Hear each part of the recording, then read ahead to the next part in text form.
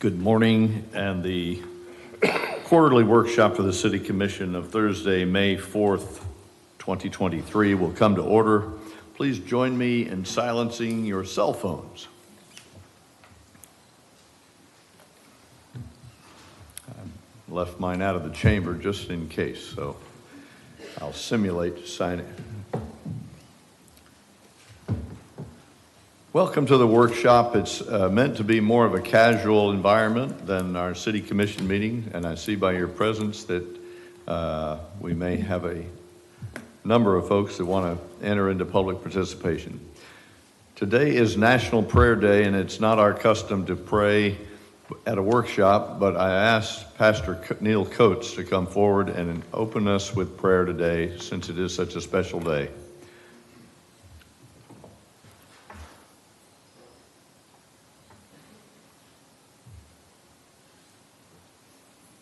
Thank you, Mr. Mayor. Let us pray. Our Father God, we come this morning, Lord, and on this National Day of Prayer. We come, Lord, because in your word you say men should always pray and not to faint. Lord, we come now as we be about the business, Lord, of the city, Lord, at this workshop, Lord. We just come as we do things decent and in order. Lord, we come thanking you for this beautiful day that you have given us, this beautiful day, Chamber Commerce Day. The weather's beautiful, Lord. Let us come together as a family. All of these city representatives, Lord, and all of the citizens, Lord. Let us come and do things as you had planned. We love you. We kiss your face. In Jesus' name we pray. Amen. Thank you, Pastor Coates. Assistant City Clerk, please call the roll. Commissioner McGurk? Here. Commissioner Perrine? Here. Commissioner Martin?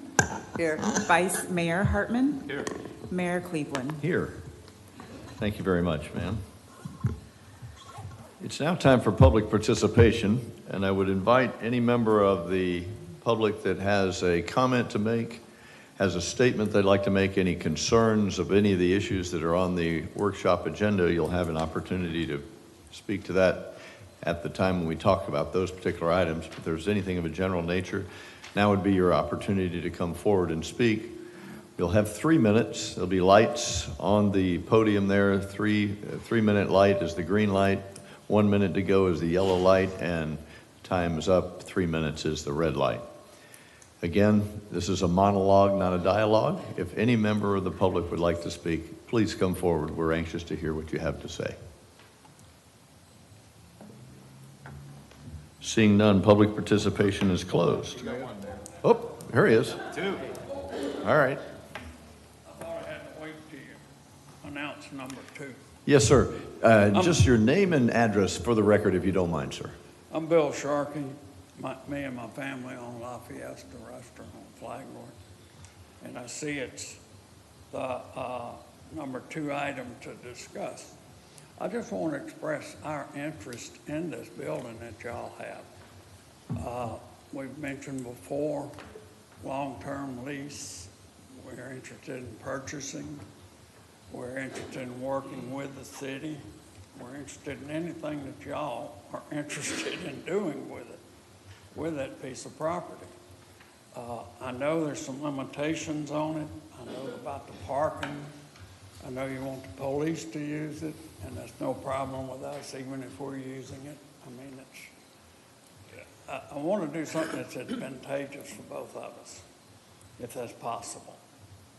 We have a lot of numbers in mind, what we're talking about, but I don't feel comfortable saying our numbers at a public forum where anyone else can hear them, and then they come in, because I imagine whatever happens, I may be wrong, but I think it has to go to bid, if I'm correct.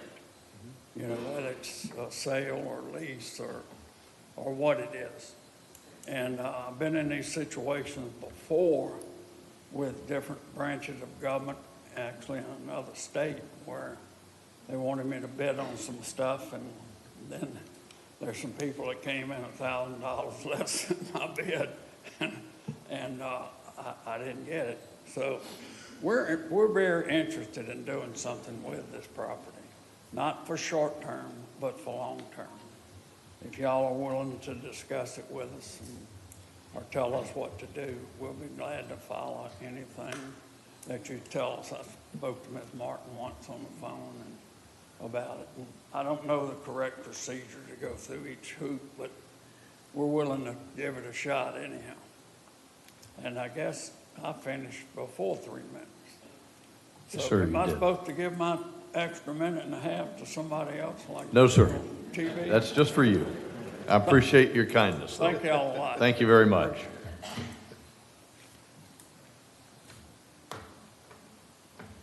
Good morning. Joe Dluback, 3587 Casalta Circle. I'm here to make a plea that is unanimously supported by the leadership team of the Venetian Bay Coalition. Dating back to 2002, Venetian Bay is the first major development in the city of New Smyrna Beach. In fact, according to Jerry Johnson, the western boundary of the city was moved, adjusted to accommodate it. Venetian Bay is a complex community involving multiple developers, a dated MDA, connection with other communities, and on the other side of 95, what we call the Wild West. While nearly built out, there are multiple projects projected and proposed throughout the community. Several of them are in the village center, town center east, the focus of our community. Between the city and Venetian Bay residents our goal is to increase the transparency between the city and the Venetian Bay residents regarding our future. To that end, we request that the city convene a commission workshop to address our concerns and lay out a path to move forward. Because of the pace of activity out at Venetian Bay, the sooner the better. The week of the 21st of May is suggested. And secondly, I'm told that the parking lot to our north of this building is city-owned and is to be turned into a parking lot. Noting the issues that have been raised with the parking task force, one has to wonder why that is a parking lot rather than a parking garage. Thank you. Thank you, sir. Appreciate your remarks.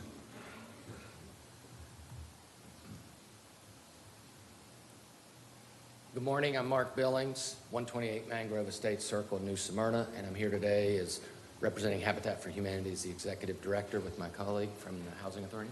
Teresa Pope, 1101 South Dixie Freeway, representing Housing Authority of New Smyrna Beach. Good morning. First, I want to thank you all for your service to our community and dedication. I often see you out in community. It's rare that a week goes by that I don't run into one or more of you. I also want to say that I didn't know with the quick gavel on public speaking with Reverend Coates, who serves on my board, if that's all the airplay Habitat would get today. But I want to thank you for your time. First off, I want to thank you for your commitment to affordable housing in our community. A week ago Monday, we broke ground on Auburn, where we sat in these very chambers about a year ago and talked about how could the city partner with Habitat. And I want to thank you for that, but I also want you to know that when I committed to you we would build on that property and other properties that would become available, I had the strong support of my board. So I'm going to recognize our current board chair, Kay Walker, who's here today, and immediate past board chair and current board member of the Housing Authority, Ms. Regis Sloan, who's here today. And the rest of my board members, if you just raise your hand, I want to thank you all for being here as well. In the interest of time, I know that you have a lot of ground to cover today. One of the items you're going to be looking at is the potential for 3 lots to become used for affordable housing. I work very closely with Teresa Pope. We often meet and talk. We're not here to sit on the other side of the lectern. We are here to tell you that we've had a conversation when these items became on the agenda, and we felt that it would be good for us to show that we're aligned. We are respectfully requesting today, if you consider moving forward with these lots being on affordable housing, that 1203 Enterprise would be granted to the Housing Authority, and 428 North Myrtle Avenue and 327 Dimmick Street be considered for allocation to Habitat for Humanity homes. I'll yield some time to my colleague, Teresa Pope. Thank you. Ms. Regis Sloan is my vice chair of our board, and she's with me today. 1203 Enterprise Homes is actually a contingent property to the Phase 2 West Side property that we are considering. We already have a PUD with that, and we're applying for tax credit properties for the development of 80 to 120 units of workforce housing. This is contingent with that property and would work together with the expansion of that. So in closing, again, I'd be remiss if I didn't point out each and every one of you for what you do. I want to thank Vice Mayor Hartman, who was the very first government elected, appointed, or hired official in this community that reached out to me when I took this role and shared his passion for affordable housing. When Commissioner Martin and I met several months back, she said, I'm passionate about working on a build, and about 3 days later, she was out when we were restoring one of the homes that was damaged in the hurricane on the business end of a paintbrush. I see each of you out at our events and celebrate when we hand the keys to a family or break ground on a new home. I want to thank you for your leadership and your time today. I appreciate it. Thank you very much. Thank you very much. Thank you very much, ma'am. Hi, my name is Celeste Lester. I live at 410 Quayasisi in New Smyrna Beach, Florida. The issue I would like to propose for you guys is for you to think about this. On your property of 120 Flagler, I would love to see that become a police substation for the citizens that are at the beach, especially because of the fact that we've had a lot of issues at spring break, although I know that's only one time, hopefully once a year or whatever. But anyway, needless to say, I think because our police station is located out by the airport, it takes a little longer time to get to that area. And if we've got that station there, I think that it would cut down a lot of things.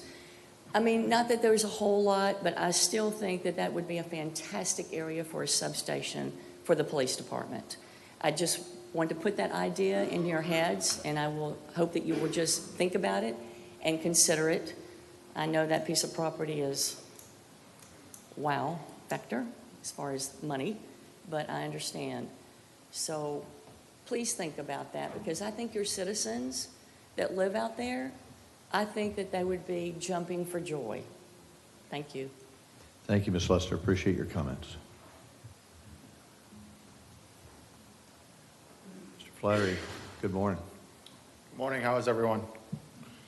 I'd first like to thank Mayor Just Cleveland. name and record. Sean name and Flaherty, address, Sean. 392 Flagler Avenue. I'm representing myself and my partners with Avenue on Flagler. We've had quite a few complaints as far as music goes, and we're doing everything that we can in our power to rectify those situations. Over the last month, it's been much better. We've eliminated all live music from our venue, and as temporarily to make sure that we are in compliance with the noise ordinance. My request today is that we look at the noise ordinance itself. Flagler Avenue is an entertainment area. The way that the code is written, it kind of leaves a lot of open interpretation, and that's something that I would like for the commission to discuss. I brought several different ordinances from Orlando to Cocoa to Ormond Beach, and the actual Volusia County ordinance itself, which is much more lenient than anything that we have here in New Smyrna Beach. I just want to thank you for your time, and anything that we can do to rectify these situations would be greatly appreciated. Thank you. Sean, thank you for your comments. Appreciate your words here today. Good morning, Pam Eisen, 624 North Riverside Drive. I'm here this morning as the incoming president of the Chamber of Commerce to thank you for our continued partnership and to let you know that anything that comes up today that may affect our business community, I will be taking back to the Chamber. Thank you. Thank you, Pam. Appreciate your comments.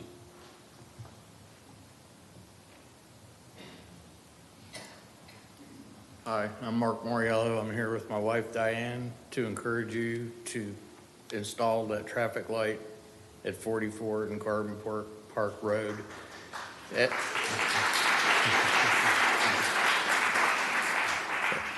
I'm a survivor of many a close hair-raising call out there.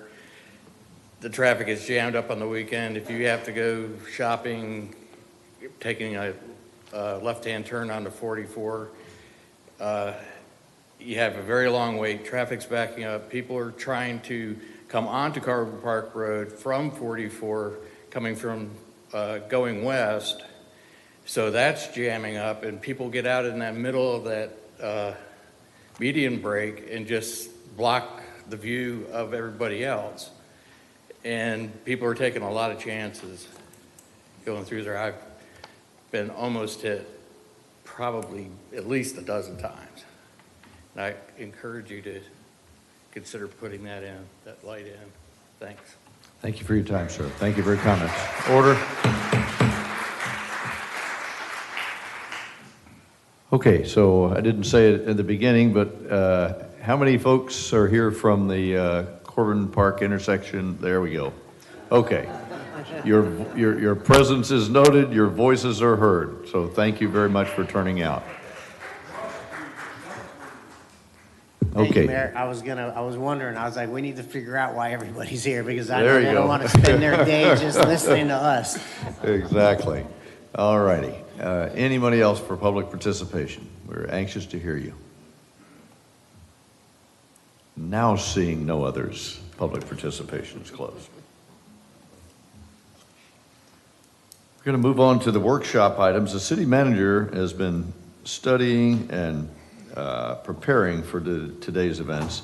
He's going to lead us through the agenda items and introduce various city staff members that will share their reports and information. And so in an effort to move along in a timely manner, please share your comments in section 5, the commissioner's comments. Mr. City Manager, please take over. Yes, sir. Thank you very much. Good morning, Mayor and Commissioners. This is an exciting day. This is part of our strategic plan that we have a quarterly workshop with the Commission. And items that the City Commission does not have the time during City Commission meeting.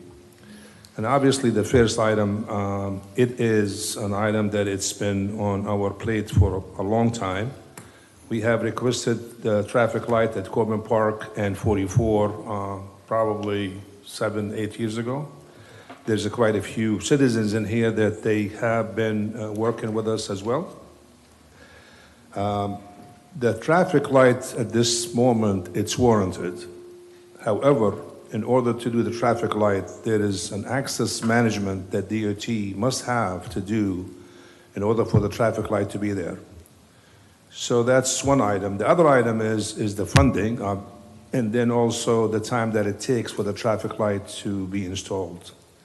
I have met with DOT a week and a half ago, and I have asked them to come in and present this item to the commission and also to the citizens who are attending today.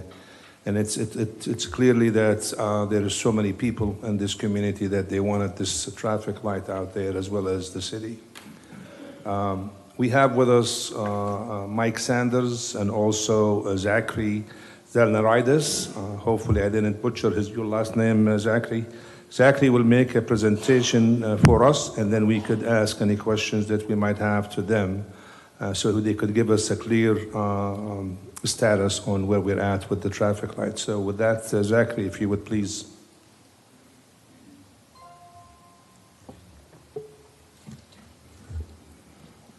Good morning, Mr. Mayor, Commissioners.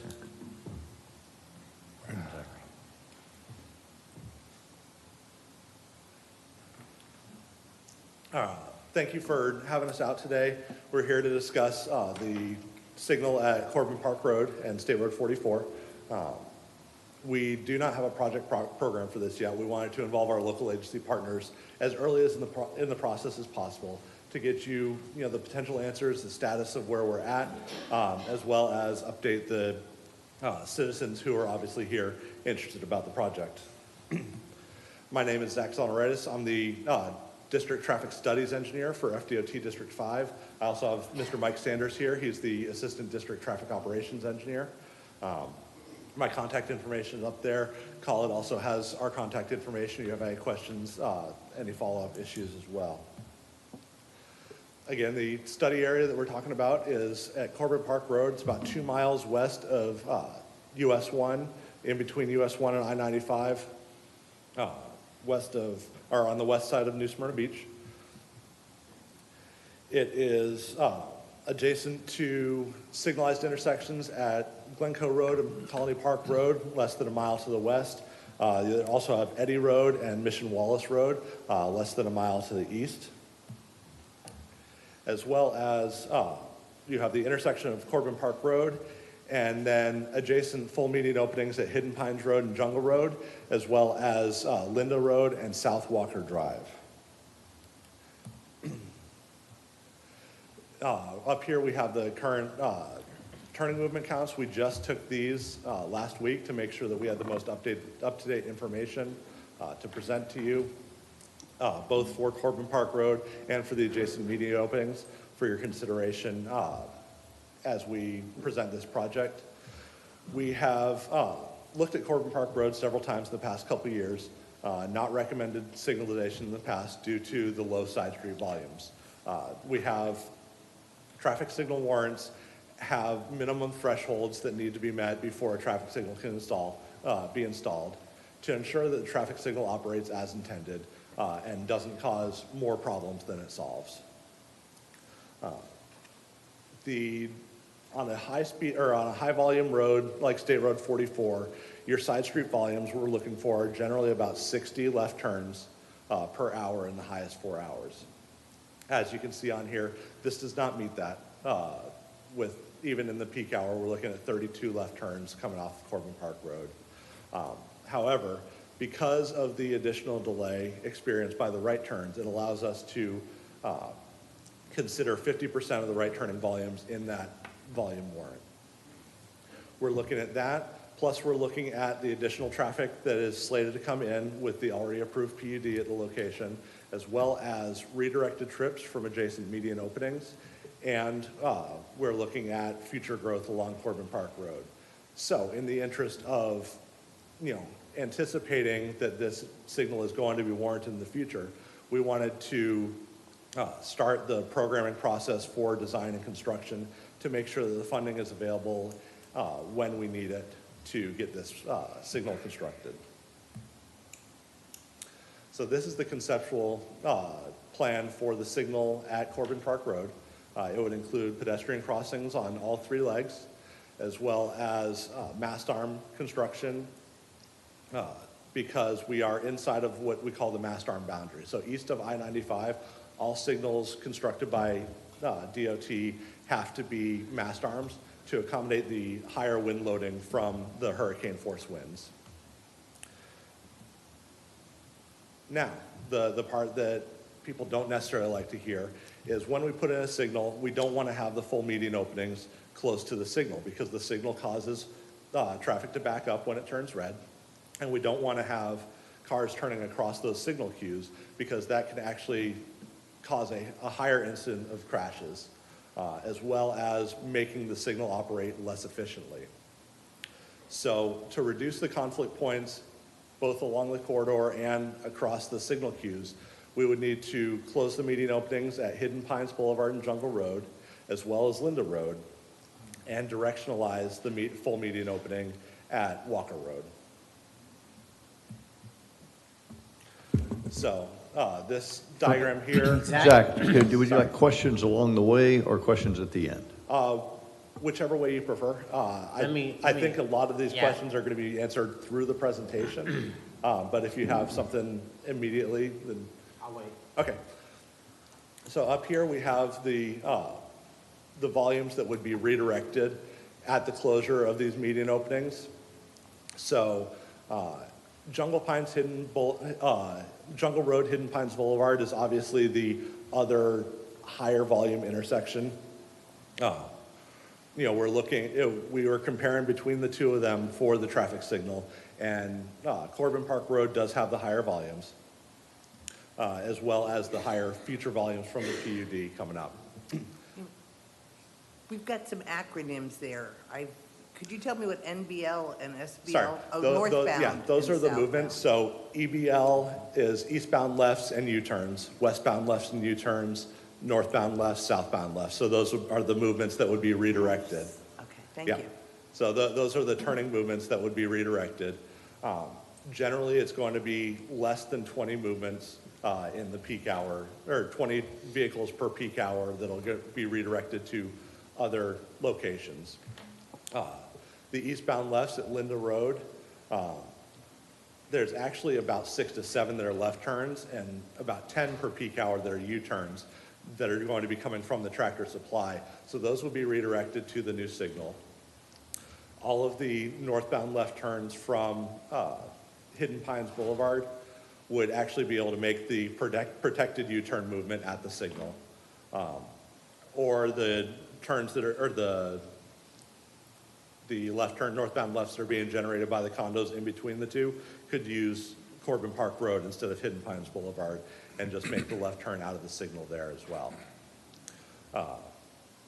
By the southbound left turns coming out of Jungle Road or the westbound left turns going into Hidden Pines would actually be able to use the already existing median opening about 600 feet to the west. I can't remember the name of the road off the top of my head. What was it? Wild Orange, I believe. Wild one. So the question is, why do we have to make these changes? And everybody knows that there is difficulty getting off of Corbin Park Road, during the peak hours, during the week, and especially on the weekend. Traffic backs up all the way through.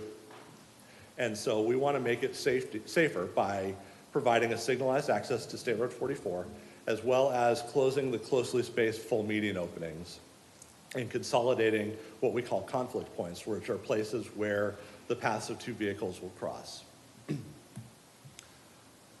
Access management is one of the primary duties of FDOT, and we do that by controlling both the median openings and the driveway accesses along state highways. Okay, so as you can see here, the example here is with a full median opening coming across the 4-lane road versus after the conversion to a directional median. You can see the reduction of conflict points. And then when you take a median opening and close it completely, that further reduces the conflict points. When we do that, you saw we took the counts at the adjacent median openings. We want to make sure that the capacity of those median openings is enough that we can accommodate the rerouted traffic. So that's what we're looking at doing here. But like we said, it doesn't meet now, but because of the long project programming process, we wanted to get it started sooner so that we have the funding and the design and the materials available when it needs to come up. So based on our 5-year work program, our design is not currently funded. Construction is not currently funded because we have not requested this to be a project yet. We wanted to bring it to the commission first for your consideration to address any comments, concerns that you had before moving forward with the programming process. We're usually able to get funding for design within about 3 years. This is especially true because we aren't anticipating right-of-way on this project. We're anticipating being able to use within the existing right-of-way. And then construction is not likely going to be funded until the outer year of that 5-year work program, as all of our funds within the 5-year work program are already committed. We do have a couple of other options. As we've mentioned to the city manager's office, there's the possibility for a local funds agreement, a joint project with the city. There have been other locations within the district where a local agency will install this project or install the signal by permit and then be reimbursed through one of those joint project agreements down the road when we can get the funding approved. And there's also funding available through the PUD. I believe there was a cost share agreement that could be utilized. It would have to be worked out again through a joint project agreement and depending on when the funding is available for the DOT side. So we have several options to run with here, but we wanted to make you aware of it as far in advance as we could so that nobody gets surprised with rumors or questions about when things are coming. You know, this is our most likely schedule. We're DOT to program it alone, and then anything else that we can do would try to advance that as much as possible. Questions? Yeah, thank you for your report there, Zach. And I'm sorry, public participation is closed. And sir, if you'd like to remain in the room, just stay in your seat and be silent, please. The commission will probably have some hard questions for you here, and I'll go last, but I'm sure the schedule is not attractive to anybody up here, and so we'll ask a lot of questions. Commissioner McGurk. Thank you, Zach. Couple of basic questions. When I was looking at the picture and it said median's closed. Yeah.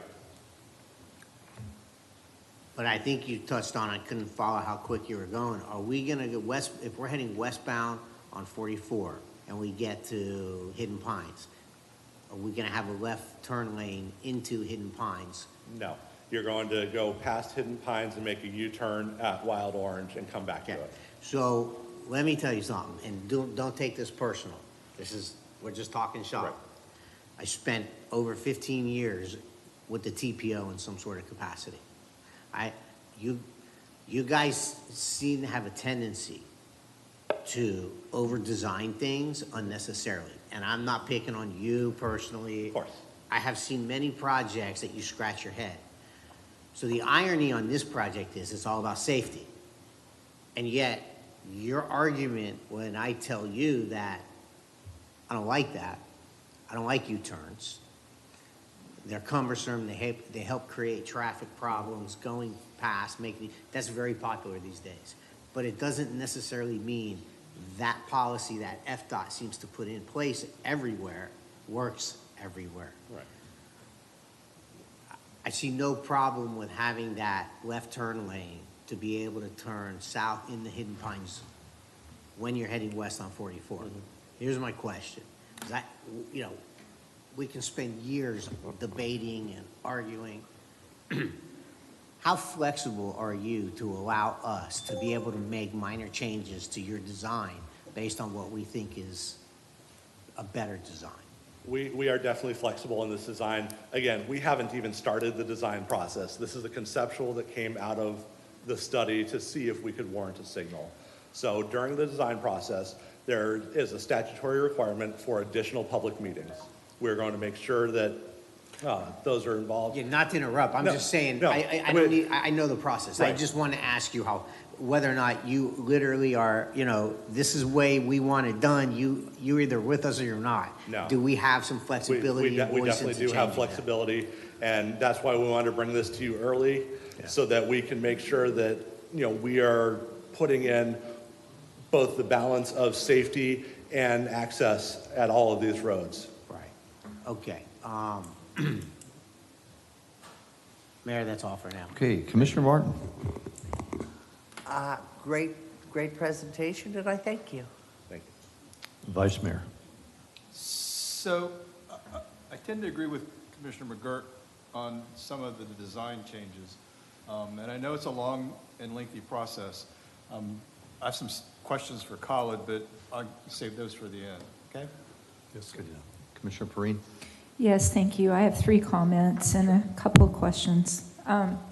For one thing, I used to live in that area and I cringe trying to pull out of there. So for being a resident, I totally understand how this is needed. It's very scary to try to pull out of those intersections.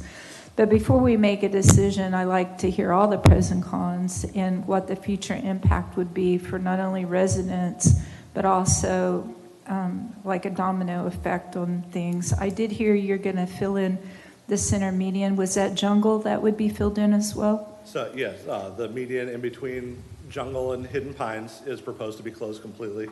The median at Linda Road would be closed, and we would add an eastbound left turn lane at Walker and directionalize that to accommodate those U-turns as well. So the problem with that, I know a lot of people use that as a cut through to go to the beach. Right. So what would that happen when we fill those in my first question is, how will that impact the traffic flow if people continue to go straight to go to the beach? Right. So one of the nice things about access management is when you reduce the number of conflict points, you reduce the number of locations where vehicles can expect cross traffic, you actually increase the traffic flow along the main line. So that's kind of the capacity benefit that you get. Jungle Road, we understand Khaled's office mentioned it being used as a cut through, but at the same time, there are people that live along Jungle Road. It's not designed as a higher capacity road. So keeping people on the road that's designed to be higher capacity and just increasing the traffic flow on that road would be kind of beneficial to everybody. That is so true. I'm sure they would be happy, but when we close that out, people tend to find another area and then they start using that street. So I know firsthand how that is. Secondly, looking at the businesses, you mentioned Tractor Supply, and I know a lot of businesses, when you fill in a center median, they've complained that it decreases their business. How is this going to impact the businesses in that area, if any?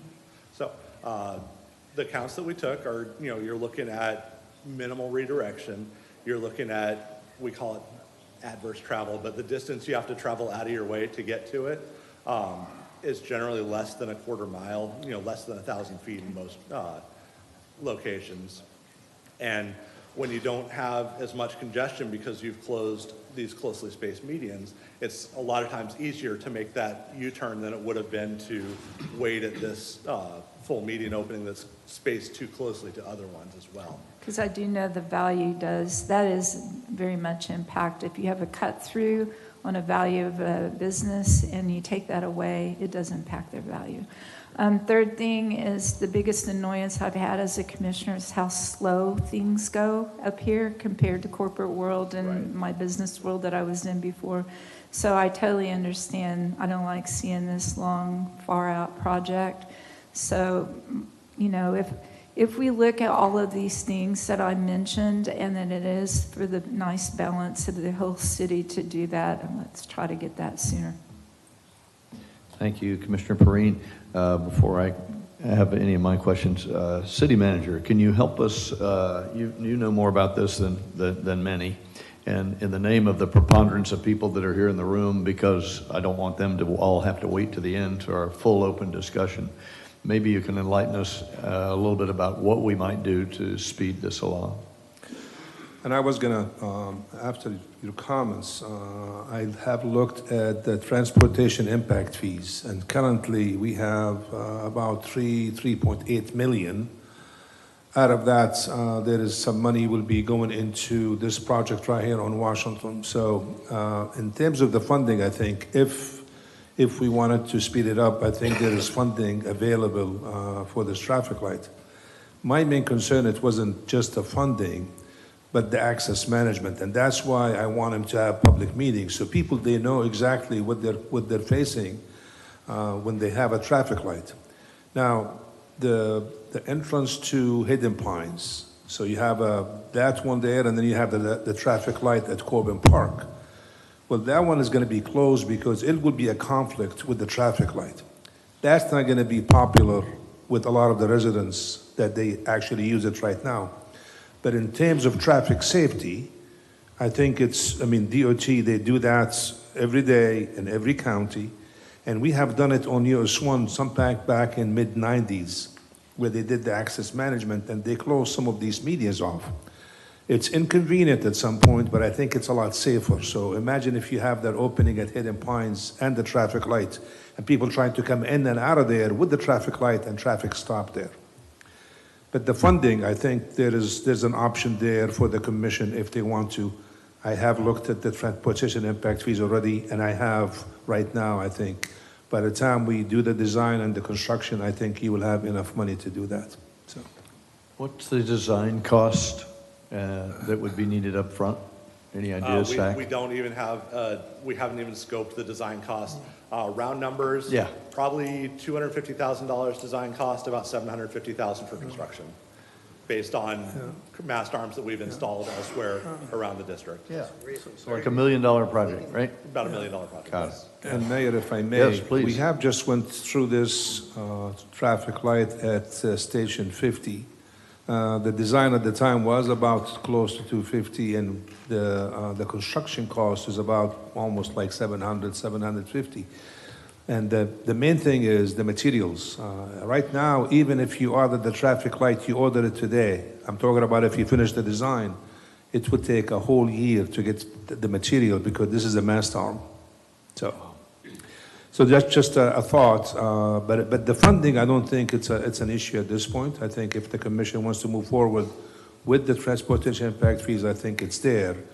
But it would take some time, even if we move forward today, it would take some time for the traffic light to be up there because of material being not available.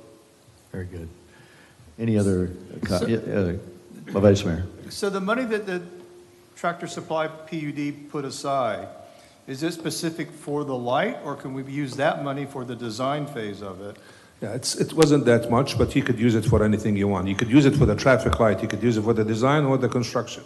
And there was a time limit for that to expire. Yeah, and I have reached out to their attorney, which right now he's no longer an attorney, but I asked him, I said, hey, could they extend it? Because I think it's 5 years from the time that we got it. He has sent them an email to the owners of Tractor Supply. We have not heard back from them. So, but I have already thought about that and moved forward to ask him to extend it. So when would that expiration date be, given the 5-year term? Do you know? I would say probably in a year and a half. So certainly, there's nothing to prevent us from going ahead with the design phase of this as quick as possible if we're funding it. And then we would know true dollars on the construction cost would be, and we could iron out all the differences between whether or not we're going to completely close those mediums, or we could just partially close them to one or the other. I can tell you personally, having almost lost my wife, I'm not a fan of U-turns. So I know FDOT and TPO's goal is to have 0 fatalities, but I'm not so sure that a U-turn is safer than a left-hand turn or whatever. It's just my personal opinion, but, so I certainly would look at least to get the design done to where we can have the conversation and come up with the final project, and then, take the next step into the construction. There's a lot of money out there available federally, also locally through the TPO and other organizations. So I think, the funding aspect, we can certainly can cover to get paid back at some point. But I don't want to use all of our impact fee money just for this one project, because I know, Washington Street is already in the process. It's going to take a lot of that funding also. And so, I don't want to spend the entire checkbook, on this project when there are other improvements that are of equal or greater value, so. Could I ask? Yes, go right ahead, Commissioner Martin. The impact fees from the Tractor Supply PUD, and thank you, Randy, for bringing it up. Can that be used to start the design process now? Yes. How much is it? How much is it, Colin? I cannot recall the exact number, Yeah. but it wasn't that much. I mean, it's not even 50,000, so it wasn't that big of a deal there. But the thing is about Washington. Washington is we cannot use more than 30% in terms of transportation impact fees. When you're using the transportation impact fees, it has to be to deal with capacity. So that's why if we do any improvement at the intersections here, we'll be able to use transportation impact fees. Otherwise, we will not be able to use it on this road.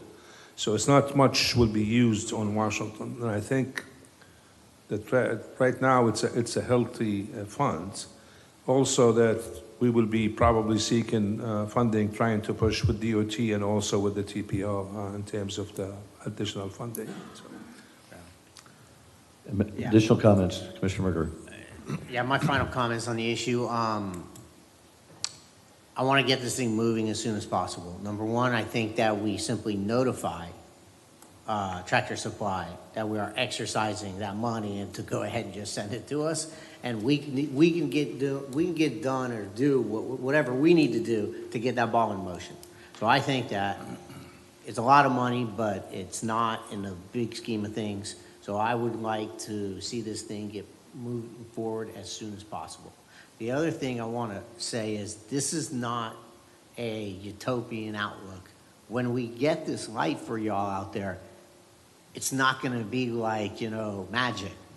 One of the concerns that I have is I want to move forward very quickly on it. That light is needed. It has been needed, and I bank at Fairwind, so I'm there daily. So I'll tell you that it's not going to be a perfect solution. It's going to help, but what we need from the residents is this. You see the timeline, 5 years out, and that's these things are over time and over budget all the time, right? So I have an interest in moving this forward as quickly as we can to as much as the city can. But we need support from you all. That's key. As this thing moves forward, as you heard Zach say when I asked, can we massage this a little bit? And he says yes, but what we need is some sort of general consensus from the community. We can't go down this road and then have everybody wanting something different, getting fed up and upset. All that's going to do is slow it down. So I think it's very important for y'all to understand we want to move it forward, but we can't have 5 people who are upset and don't want it because of this, and 5 people are upset that don't want it, and 2 and then or nobody shows up, but we have a group of 3 or 4 people who just keep coming back and keep coming back. And we interpret that as, okay, this is what the neighborhood wants. Now we move in that direction, and all of a sudden 100 people come out and say, oh my God, what'd you do? So you guys have been very involved in this. You've been very active, and that's fantastic. That is what is going to allow us to be able to move forward with this. But we do need an open communication and a general understanding that it's never perfect. No one's going to be happy 100%, but the goal is to get the light out there so you guys can function in and out of your neighborhoods in a practical and safe way. Thanks, Mayor. Yes, sir. Any other comments? Zach, we appreciate your forthrightness and deliberation and you watch our deliberation of what is a long existing challenge. I find these timelines on the slide to be totally unacceptable, and as you can tell, we want to move faster. We don't want to miss a step. We want it to be as safe as possible. We have personal experience up here with hazards on that road for sure. The public, as you can tell by the volume of people that came to hear what you had to say, is very interested in something sooner than later. I think Mr. Rashadat will probably bring something back to the commission sooner than later to get the funding approved. And we'd like to move as fast as you possibly can after the funds are available for the design phase. If the funding becomes available, let's say before the end of May, when would you be able to start, and how long does the design phase need to last? Honestly, it depends on what the mechanism we use, how fast that can get executed, who's actually going to be doing the design and construction, whether or not it's going to be the city or the state taking the lead on it. So there are a whole bunch of details that need to be resolved. But usually a design phase for a project of this size is about an 18-month design phase. Wow. Okay. Lots to learn. Khalid, you probably already know most of this stuff, but even that alone, 18 months for design phase sounds, like 3 years to get the doggone sign light in. Well, I would report back to you either if it's not on Tuesday, on the 23rd, I will be contacting we have a contract, consultant on contract. So I'll check with them and see the time limit on the design. Right now, most of the consultants are busy, and probably what he said, it's right, but hopefully we will find someone to do it faster. Very good. Okay, well, thank you very much. Appreciate that. Mr. Zalnoritis. Yes. All right, awesome, Zach. Thank you Thank you very, very much. Have a great day. Hope that, I hope for the majority of you that here in the crowd, you're able to discern our anxiety about your situation and earnest to get it fixed. Thanks, Zach and Mike. Thank you. Thank you very much. The length of that discussion was for the benefit of the majority of the folks that were in the room. My hope was that we will do as has been our custom and save commissioner comments for the very end, and we'll take these remaining 4 or 5 items much more quickly. Back to you, sir. Yes, sir. Our second item is the discussion of options for the 120 Flagler Avenue. This building was purchased a couple of years ago through the transportation impact fees. The idea at the time was the property was available. We wanted to purchase it in order to do some intersection improvements. We have had our traffic engineer consultant to do some conceptual designs for the intersection. I don't think any of them was favorable by the commission or by the residents around that area. I have presented several options to the commission previously. I think it was 5 options, and then Commissioner Perrine, I think, came up with the 6th option. The options will be presented to you shortly. I think just to put that ahead, I think the commission has asked what was the city manager recommendation at the time. And at the time, the city manager recommendation was to relocate the building to Old Fort Park and be used for city offices. That was not favorable by the commission at the time. So just to put that ahead, that option is still there. It's the city manager recommendation. It doesn't mean that it's the best option, but it was the best option at the time when I was asked. And I think it's still, in my opinion, the best option for us at this point. With that, I have my assistant here to give you a PowerPoint presentation on the options. We could discuss each options, and then we could take any questions after he's complete the presentation. Thank you, sir. And I'm looking for my file here.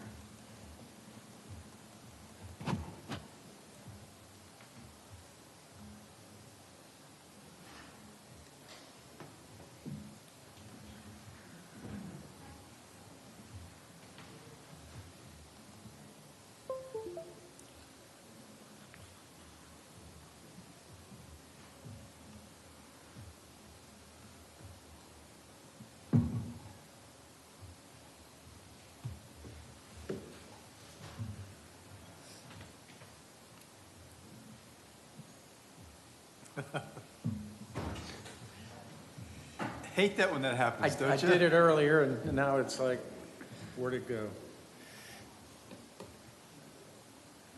I can't access my stuff here. Oh, here we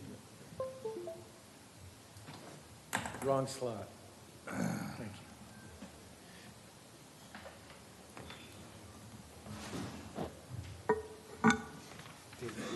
Save me from myself.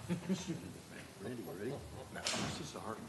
I know, he likes he's one of planting the seeds. Oh, yeah. Good morning, Ron Nybert, Assistant City Manager. I'm here to give you a brief update on the 120 Flagler property and some potential options on what are we going to do with this wonderful location. So as Kyle had indicated back in February of 2021, the city purchased the property at 120 Flagler for the purpose of making intersection improvements at the intersection of Flagler and Peninsula. The city paid $935,000 for the property. It consists of approximately 7,200 square feet of land with a single-family structure of about 2,100 square feet. After consideration in several public meetings, it was determined not to proceed with the proposed intersection improvements, which leaves the question of how to best utilize this property moving forward. This is a aerial photo of the location of the property. You can see the location of the structure on the property and the adjacent properties. Option 1, as Kyle had indicated, to move the building to the old Fort Park.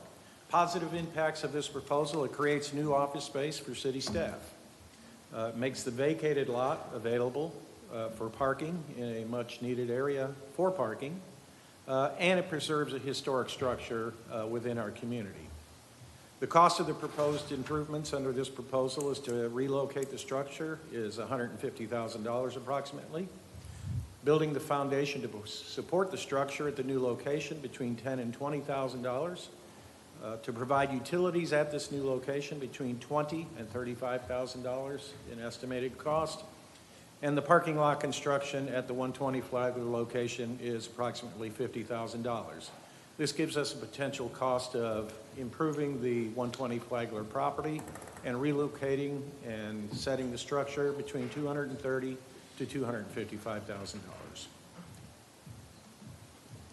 Second option would be to sell the property. It allows us to recoup capital resources. The funds will return from to the Transportation Capital Fund, as that is where they were derived from to pay for the property. They would have to be returned to the source fund from which they came. It places the property back on the tax rolls. It gives increased taxable value to the city in a taxable form. It encourages the development of new business opportunity in the Flagler District. If this is considered by the commission, we would recommend dedicating a portion of the property for future right-of-way uses. If at some point in time the city would like to make some sort of right-of-way improvements in that area, I would recommend that we hold some of that property now, lest we have to acquire them at a future date. We own it now. Let's take what we think we may need in the future and then sell the balance of the property. We can utilize Flagler as a welcome center in conjunction with FABA. Positive impacts of this: it creates a location for visitor information in the heart of what some people would call one of our tourist areas. It would generate potential rental income for the property. FABA has a proposal will dedicate a portion of the structure for police uses, creating some of the same benefits as a standalone police department facility that I'll cover in another option. You have a proposed layout of the structure as presented by FABA for your consideration. Zoe is here from FABA, and we'll be able to answer any questions you might have once we reach that point of discussion. And Mayor, if I just may, just to clarify, the visiting center is not the visiting center out there on 44. Not Debbie Melis's organization, okay. Just to make sure, because yesterday, I guess that was clarified by Debbie. Thank you for that clarification.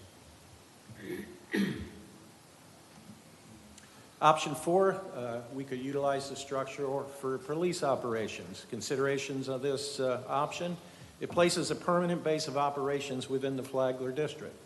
It can act as an EOC, Emergency Operations Center, during events and/or emergencies. There's minimal cost for the modification of the structure for this use, and again, it preserves a historic structure within the community. Option 5, as you've seen, there is certainly interest in private individuals from leasing this. However, in last November, we released an RFP to lease the property for potential parties for business opportunities. We received at that time no proposals. Since that RFP, we've received several inquiries from several entities expressing interest in leasing the property.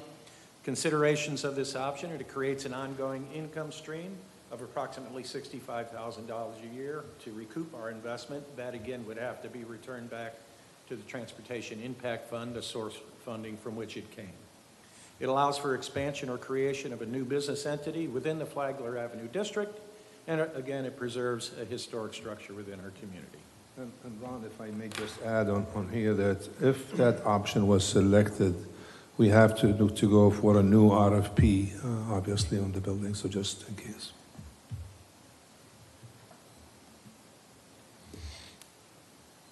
That's all I have. Okay. What was 6? I thought there was a 6th option.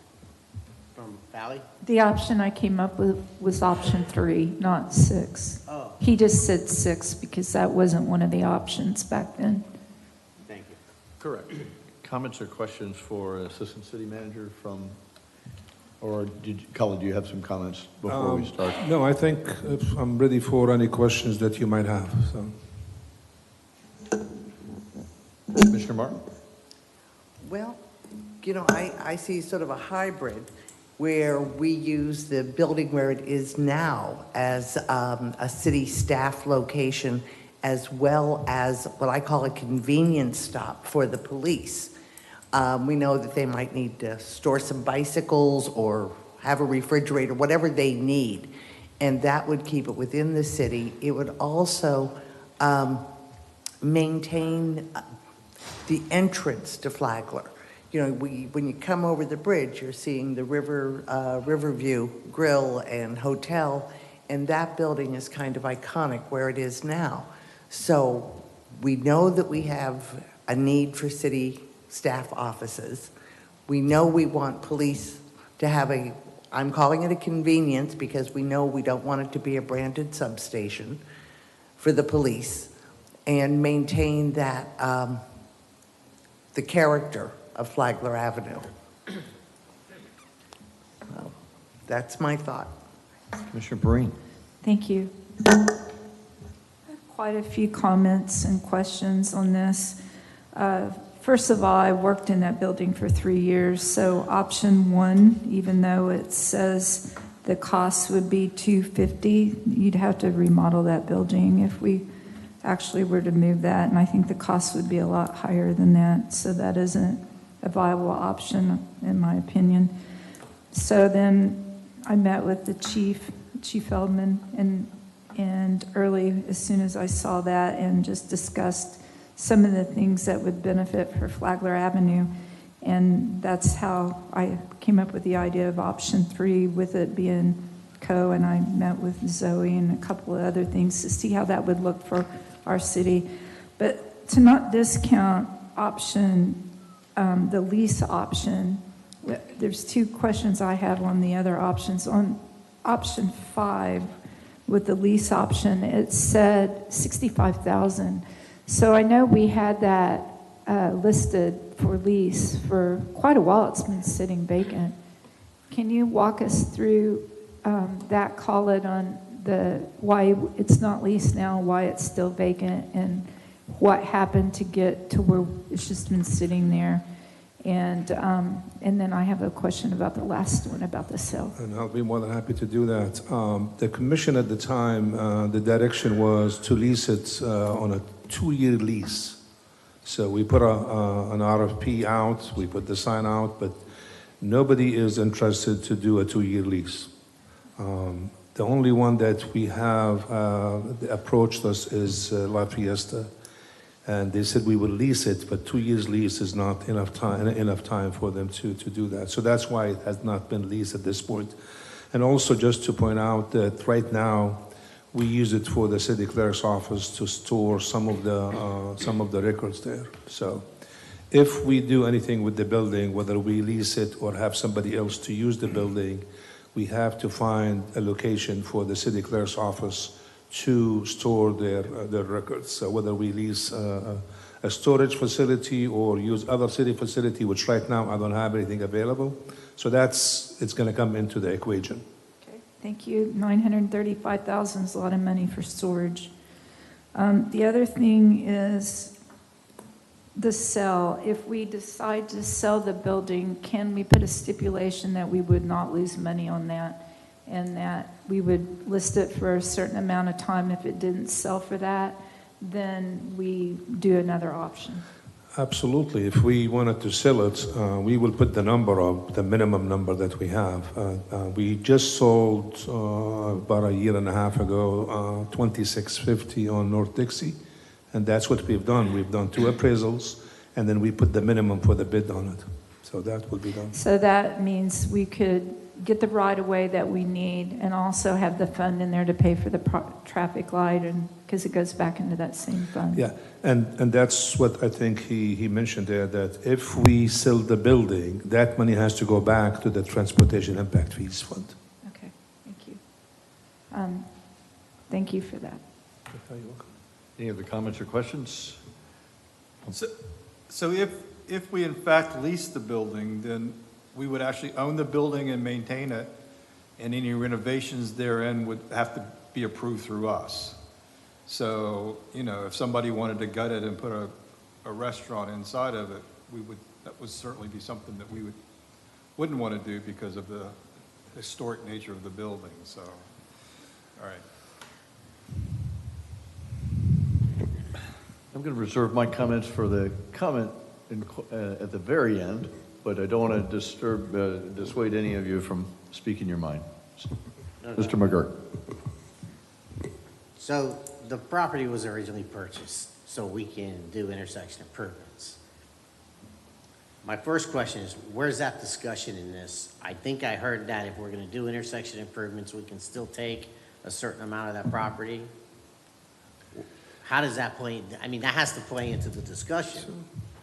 I don't know if you remember the conceptual that our traffic consultant engineer has done. Do you recall, Lisa?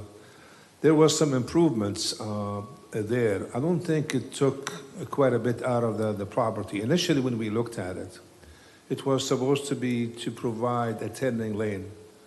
But then, in reality, I mean, you're going to provide probably a two-car turning lane because we don't own that much. It's only the property that we own.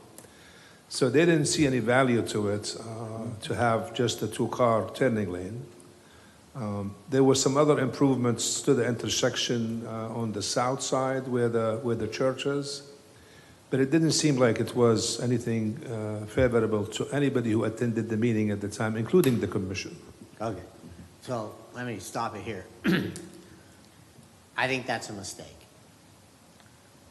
I think politics, I think that the intersection improvements were a positive. And that's why the commission purchased the property. And when politics got involved, that seemed to go the other way. I'm going to say on record that I think that the intersection improvements are vitally important because we keep getting more and more gridlocked.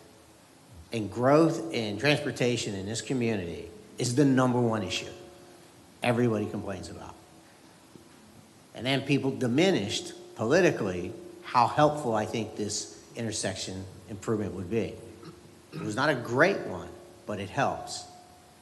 There's a lot of little things we can do, little steps that will help the overall function of intersections and transportation in the community by simple turn lanes.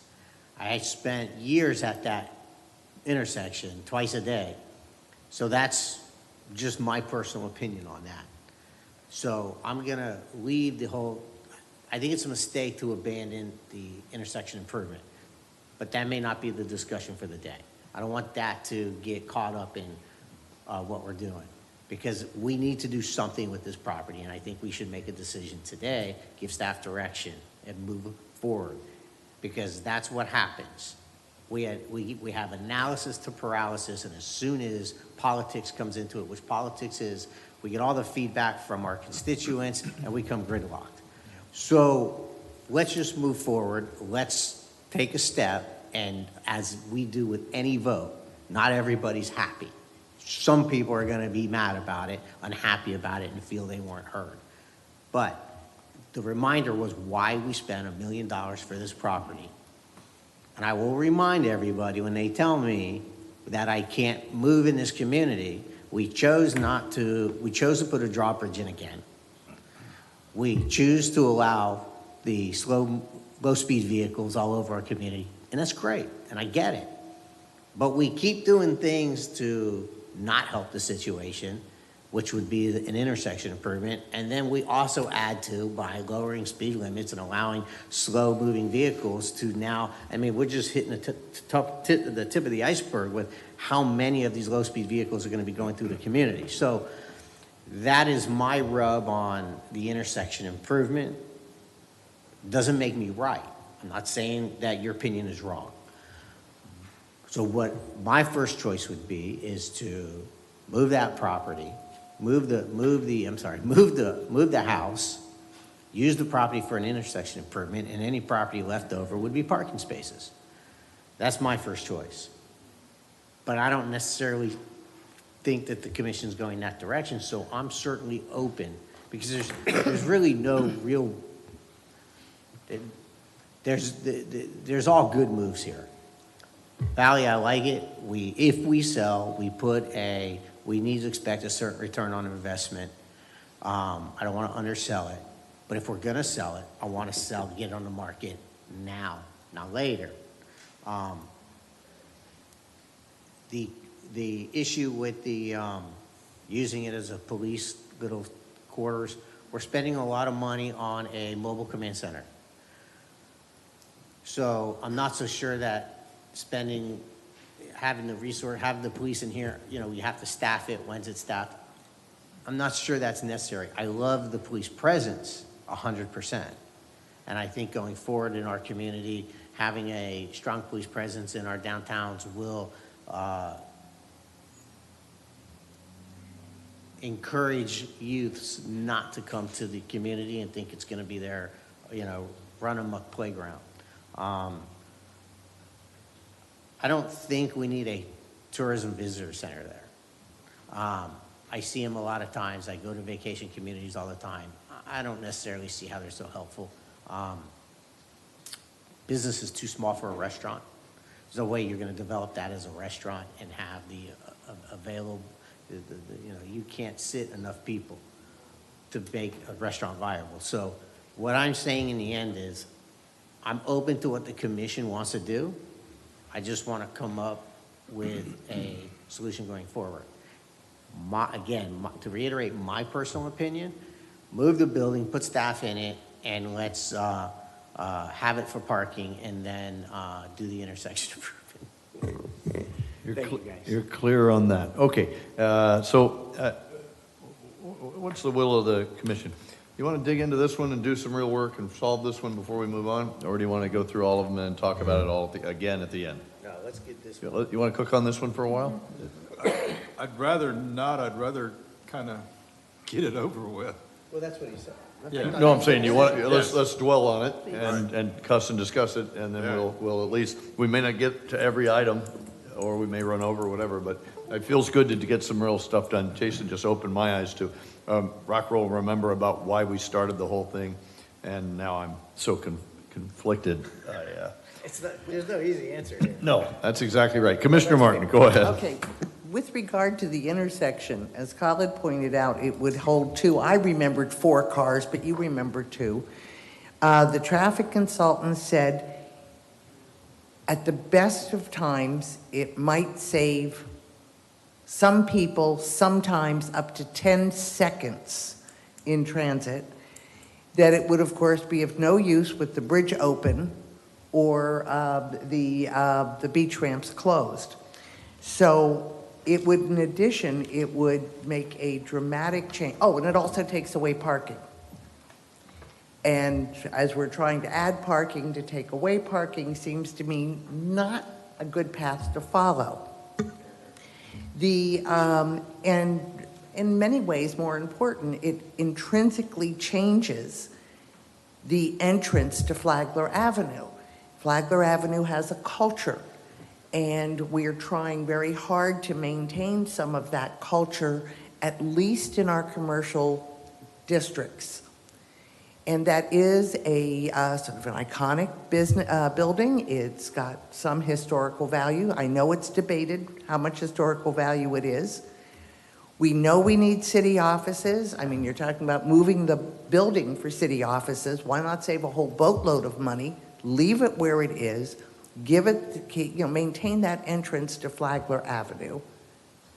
And then again, just not a police substation, not a branded police place, just simply a convenience area for the police back there.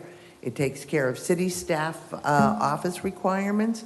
It gives the police a way to have a quiet presence on Flagler without having to drag out the command unit every time.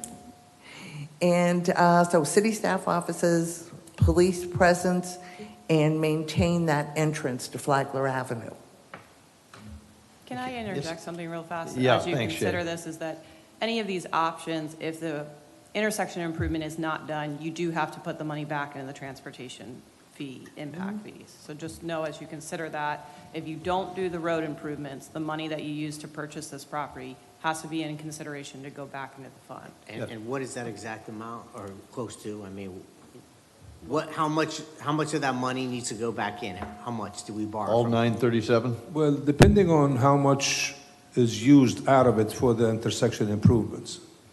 So, for example, you paid $935,000 for the property, and say you used, say, 20% of that for the improvements, then the rest of the 80% has to go back to the transportation impact fees. Could I ask a question on the financials? For example, you talked about moving the building. From what fund would that building cost come? To moving the building? Yeah, you talked about moving the building and the General- foundation general and all that. fund. Pardon? General fund. General fund. So we could presumably use that money from the general fund to reimburse the transportation impact if we used it for city offices.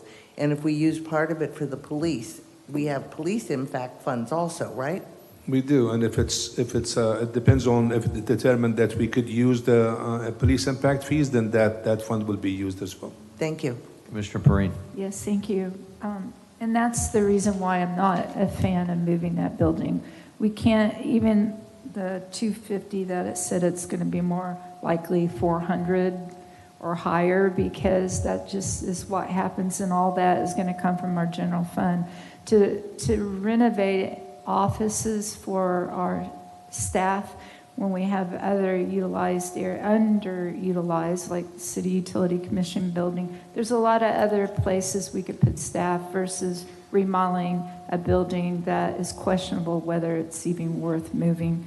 But I do have questions, or I did have stipulations on the option 3 when I thought about this, partnering with the police bicycle staff with the Flagler Avenue. I definitely suggested that they have a lease, that they actually pay for the improvements of the building themselves, pay rental income to us so that it's not sitting there as a drain on any of our budget, pay for insurance.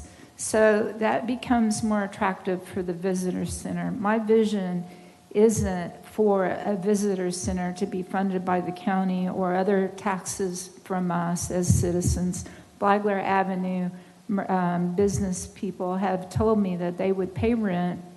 We'd be able to maintain this building, put a future plan in place so it's not sitting there vacant as storage. That's not a good use for our city money. But to have a plan, we still retain the building, we still retain the turn for future if we decide to go that route. We're not paying any expenses. Nothing's coming out of our general fund. It's coming out of Flagler Avenue. We have a police presence on Flagler Avenue with the bicycle patrol there, which is brand new. We've never had this. We can put a little area for their bikes covered so the bikes don't run. The police presence there, people have come into their, Zoe and her people can actually fund that for us, and that would be in a lease. And then at the end of the 5-year lease, we can look at a turn lane again. But it's not sitting there for 2 years waiting on a, storage facility or offices that we really don't need to spend $500,000 out of our general fund to move a building. That's right. So how's the money, so if we're not, so far, nothing we're doing is using it for transportation. So we have, and again, seems to be a move, but we have a huge chunk of money that we need to now reimburse so where does that come from? So there's not any money that we're going to be spending if we put this into what they're wanting to do, not even the police impact fees, because they're going to fund it. To my knowledge, they're going to fund Flagler Avenue is going to have a lease, they're going to pay rent, and they're going to pay their own utilities. We're paying the utilities now. And then when that lease is up, they have the option to renew. We can look at that lease and determine at that time, do we have more information before we purchase another $935,000 building? I want a plan in place and know that that is feasible. Like Commissioner Martin said, if it only saves 10 seconds, was that a good use of our money? And I mentioned with that traffic light, it's always a cause and effect. We do this and then this happens. And I love what you said about the politics of it. the intent was great, but then when you have this whole room stacked full of people upset because there's a turn lane in there, we're just going to have to do what's best for 30,000 and not 20 people that show up squeaking a wheel. So what is the best use for that building? Does it help Flagler Avenue and the presence and the merchants, and then also there's still parking there? You know, we could charge a parking lot there as well, and as with the Flagler Avenue, and have a couple of spots open for people to stop there. But to answer, my vote would either be to do that so we have a police presence, it's funded by someone else and not us, or sell it and let's put that money in for other reasons. Okay, so I'm not sure I'm getting, I still understand. We spent how much money, Khalid, roughly from transportation impact fees? 935,000. So, since we're not under number 3, we're not using any of it for transportation.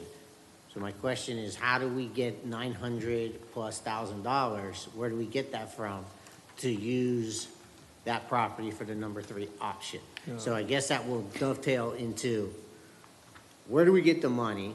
How quickly does it have to pay back? Because I think, if I understand, I don't want to put words in your mouth, if we're charging a lease for it, are we able then to use that lease money to pay back? But what are the legal requirements for how much money has to be paid back in what amount of time? If you lease it, the whole entire funding has to go back to the transportation impact fees. But what I'm saying is that will be very small amounts over a very long time to pay roughly $1 million back. So is there any legal requirement on how fast this has to be paid back? As long as, and probably Shay would jump in here, but as long as whatever money you get, you put it back there. I don't know if there is a legal requirement of how fast you put it back there. As long as you don't get the money that you receive from the leasing fund and you use it. So if you put it back, then I think it's fine, but maybe you might have something different. Shay, what's reasonable? What would the judge consider reasonable? I don't have an answer for that, but I will look into it. I just know that it does need to go back if you're not doing the traffic improvements. So if you're not doing the traffic improvements, then you're gonna have to refund it back into the transportation impact fees. I'll look to see if there's a reasonable time. We're already coming up on 2 years now, I Right. think. So if it's gonna take a lot longer, the leasing option, I'll have to see what the exact time, if that's even spoken of. So the other concern I have here is if, FAVA. I don't know if FAVA is set up to where they can start entering into leases. I've never found them, I'm not sure how, no knock on FAVA, but there seems to be, like any little organization like that, the solidness of the organization ebbs and flows. The subjectivity in it is what concerns me, because I will say this. We have lots of proposals on what people want to do with that property. And the more we hang it around with different possible options, it's going to be just like the AOB site. The constituents that we run the city for, you're constantly going to, next time this comes up, 2 years from now, you're going to have 10 more added to this list. Everybody makes a valid point, but how subjective is this property ultimately become? So I would like to see something very clear and finite. Right now, I'm inclined to just sell the property for my vote because we don't have a plan. And a lot of this is very subjective, and I don't have the police chief sitting here saying, hey, I could really use that building. I don't want to put him in that position because, again, we've just approved a mobile command center for this stuff. So at this point, so it doesn't become another AOB site and nothing happens. And you see why we struggle with what to do with publicly owned property because everybody has a fairly good idea for it. Thank you for your input. It's valued as all others. Vice Mayor. So part of this discussion is we need to go back to history. We owned a building up on North Dixie Freeway, yet it was the decision at the time to make a city center where all of the services were going to be located in a general area so that you didn't have to go from point A to point B to point C to see different city offices and whatever. So we sold that property, moved them down here when we did this renovation. That was part of the plan. So I'm a big fan of moving the building over here to Fort Park and making office space. We currently have 2 positions unfilled in this city center. You just had heard discussion on possibly 3 more positions for the future budget. So there's 5 office spaces that I don't think we have office space for them now in this structure or in this building. So certainly taking a building that is not historic but old and bringing it down here, using it for office space, which we currently are in the need of, and in the future will need even more of, I think makes the best sense. Now, when you talk about a 2,100 square foot building and it's going to cost, even at $300,000 for the building, that's $143 a square foot for office space. That's not bad for commercial space at this point in time. If we lease the building, we still have to maintain the building. We have to replace the air conditioners. We have to do all the painting. We have to do all the maintenance on the building. So those costs are still going to be incurred throughout the life of the lease. So if we're in the need of the space and the time, then it makes sense for me to bring it down here to where we can actually use the building and leave that space as open space. The discussion on the traffic improvements at the time, including the possible option of buying the building where flip-flops was. At the time, it was also on the market, and I think Khalid mentioned to some of us that, that was also going to be a part of that intersection change. Unfortunately, it sold before we got through the process. But along with those traffic improvements also included removing all of those on-street parking sites along Peninsula on the south side of Flagler. So where we're having this discussion about parking needs, if we do these intersection improvements, we were taking away parking spaces. To improve traffic flow, which the guy said 10, 15 seconds at the most, but your traffic at the light is dictated by beach opening and bridge opening. It has nothing to do with anything else. Those are your 2 issues that were problematic with that intersection. So whether you add 2 or 3 car lanes or a turn lane here or there. He also recommended if you're southbound on Flagler or southbound on Peninsula to make it a no left-hand turn on the Flagler. We haven't done that. That would have been an easy fix to do. We haven't done any of the recommendations he made that would have been the easy fixes. So my position is take the building, move it over to here where we can use it today. It's a reasonable cost for commercial office space by moving it, and even if we have to do some renovations, keeping the lot to see what happens in the future. Because like Jason said, we're purchasing a command trailer that we took away prime parking lot spaces up on Buenos Aires to set up the command place. Now we would have a permanent place for the command trailer to be located on that property. You could also make sure that we could put in infrastructure to where that we could power phone lines, etc. If the command center got moved up there and was in need or was going to be used, we would have hard structured infrastructure there for them to use. We wouldn't be relying on a generator or mobile Wi-Fi or something along those lines. So I think if we are truly looking at a police presence on Flagler and we're purchasing the command trailer, that certainly would be a perfect spot to do that. Now you can also purchase the enclosed bicycle storage places if you want to keep the bikes. But I can tell you, most officers who are on bike patrol want to take the bikes home. They want to clean them. They want to make sure they're maintained. We bought racks for cars for them to transport them back and forth. So parking them and leaving someplace where they're subject to vandalism or the elements, I'm not so sure is a great idea, but that's something certainly that PD can bring forward to us at a later time. So yes, we'll have to pay back into the transportation impact fee with whatever we do, but almost all of these options, you're going to have to pay the money back unless you do something. I don't want to give up the land because there may be a need for it in the future, and we own it now. We may never get another chance, if we do need improvement, but certainly to move the building and create additional parking or could create a future site for the command center to set up, you know, if they want to do it on a 2 or 3 week period or something like that, would give them the hard infrastructure that they needed, that would give them the site, that would give them the parking for the police officers. And, you know, that would be my 2 cents, and that's my lean towards that. Yeah.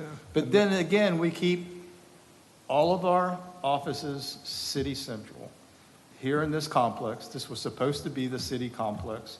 That was the design and the thought 10 years ago, 5 years ago, and that was the way we were moving. To the gentleman's comment about the parking lot over here, that was the other option, was do we build a second floor over this parking garage for future office space? That's something that a future commission is going to have to think about and decide and fund it. So my 2 cents. Thank you, sir. For Colin, you okay? Just- And I'm going to go after you. I'm just gonna, I just want to add, because just to follow up on thing, one thing I probably left to mention. If we move the building, and that property is used for parking, parking fund could be used in order to pay the transportation impact fees. So just a thought. But on that thought, Because it's used for parking, Well, so. no, quick question. Are you Wait talking a about it minute, being a wait a minute, paid wait a parking minute. lot? Wait a minute, please. Vice Mayor, and then but Commissioner Martin. on that thought, we've used the parking fund to fund staff for the police department, for vehicles for parking control. So there's only so many times you can go to that well. We're looking at using it for a fine grant. So let's not steal from one pot of money to put into another pot of money. You know, we need to seriously think about, and we're in the time now where we're in the budget process, so we need to be planning for next year's budget and the year after that. So we need to kind of keep those things in mind as we go through this budget process before we get to September or for the final. The reason I mentioned that, it's two things. One thing is, it's when they created the parking fund, that was supposed to be for parking initiatives, which means anything has to do with parking. So what I'm saying is, if you use it for parking, then you could use the parking fund in order to supplement the transportation impact fees. Currently, in our parking fund, we have $4,097. So just so you know. Thank you. Commissioner Martin.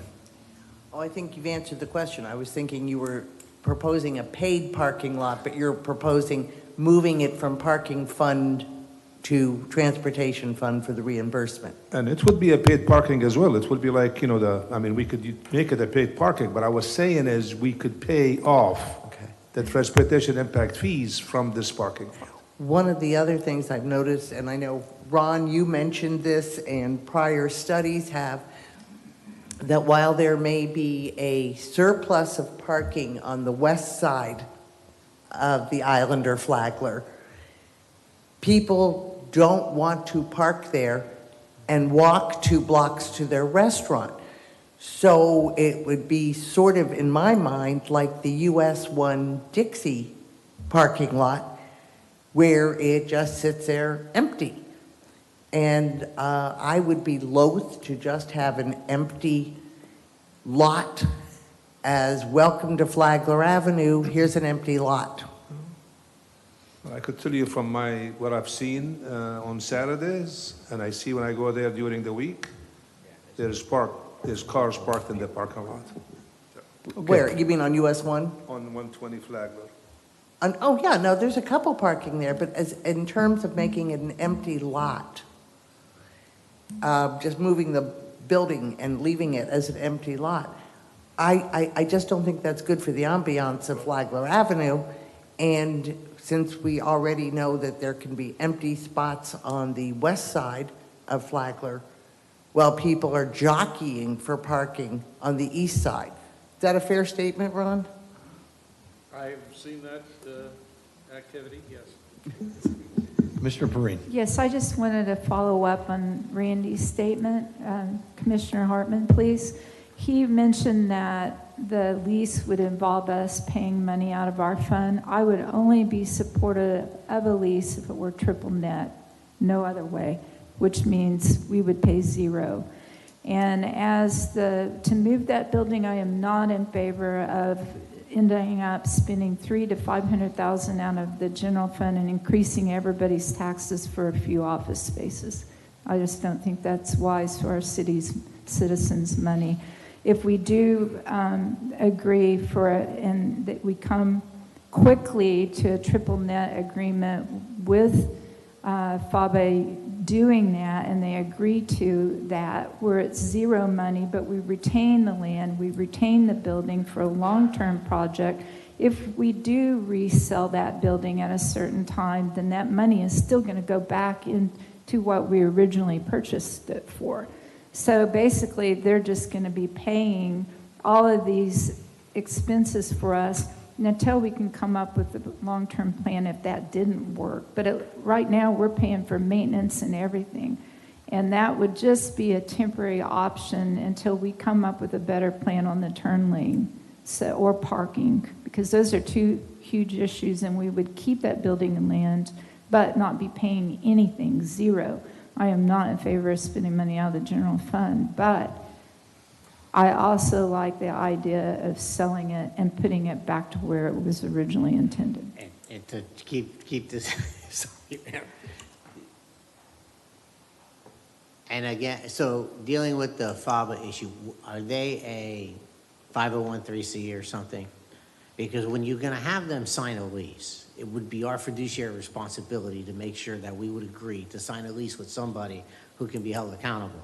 So the question there is, who on that board is going to personally sign a guarantee for the month for the triple net lease?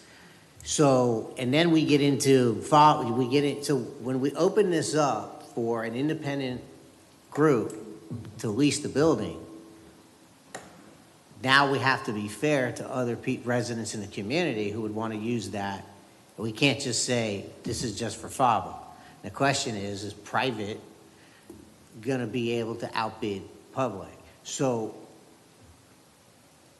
it's more just a point I'm trying to make on the subjectivity of this and how that can of worms just keeps getting bigger and bigger. Because I mean, obviously, we wouldn't be able to sign a lease with somebody without having some sort of personal guarantee on who's responsible.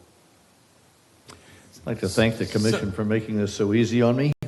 I thought I had a position, and then Hartman comes in. I thought I have a position, and Perrine comes in, and then Martin, and then McGurk. So you guys are not helping me at all. But this is the type of stuff. This is real hard work. This is what government does. And so one more comment from the vice mayor, and then I'm going to go through some of the options and why I think many of them are good. So if we have a need for staff space now, and we grow now or we grow in the next year or two, any space you create for them is going to come out of general fund. So if you renovate an office here, it's going to come out of general fund. If you do something, put a temporary building up, it's coming from general fund. So when you increase your staff and you don't have space for them now, at some point in time, you're going to have to create them a workspace, and it's going to come out of general fund. So whether you take the general fund money to renovate the building that's over here now, it's at some point in time, it's eventually going to come out of there anyway. It's the planning part of it now that we can get ahead of and get it, and this will give us space for the next probably 2 or 3 years so that we can truly do the long-range plan, which is a city center where all the offices are located within a 2 or 3 block area. So much, so many options, so little time, and yet we've spent 2 years of not doing anything with this building, and I know that's frustrating for many. And that's not a slam against anyone.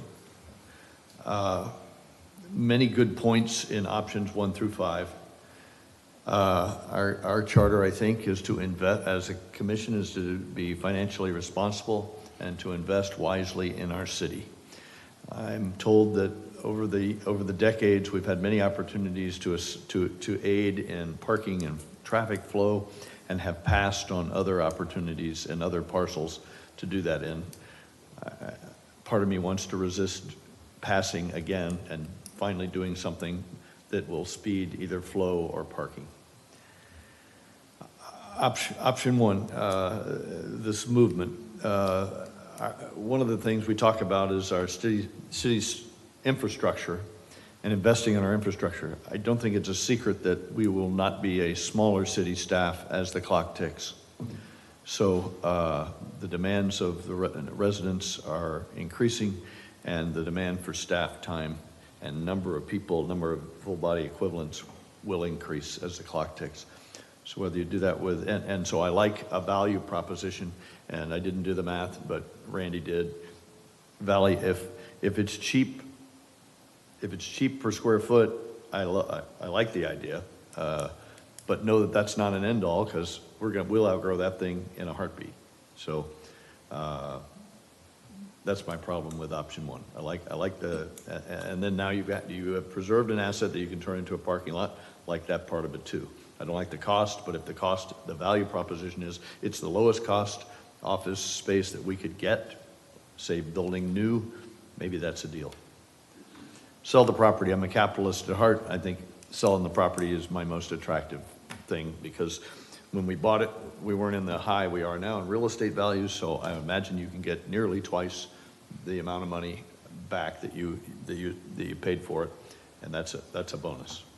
I like that, and it's clean, and we have at least one, potentially many others that would like to have that piece of property.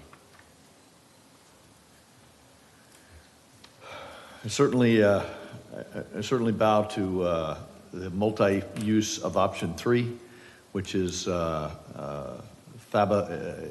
We want to promote the strength of FABA. Not everybody on Flagler Avenue is a FABA member. We want to give teeth to the FABA organization. It is a 501c3. There would be a signature. The question is, would they be able to pay market rent or not? Love the idea of them being able to share. And disappoints me a bit that our our visitors bureau is in a remote lot on 44. I thought that might be a great place for them to do some type of operation. Doesn't sound like that's part of the plan here. Police department, I agree with Commissioner Hartman. I can't imagine, unless you put the bikes inside, that leaving the bikes outside is a viable option. And we've maybe invested already into having the bikes be able to take them home by the officers. Full-time operations can be done in the command center, and you can put the command center anywhere. So using the building, full-time operations, I don't care for option 4.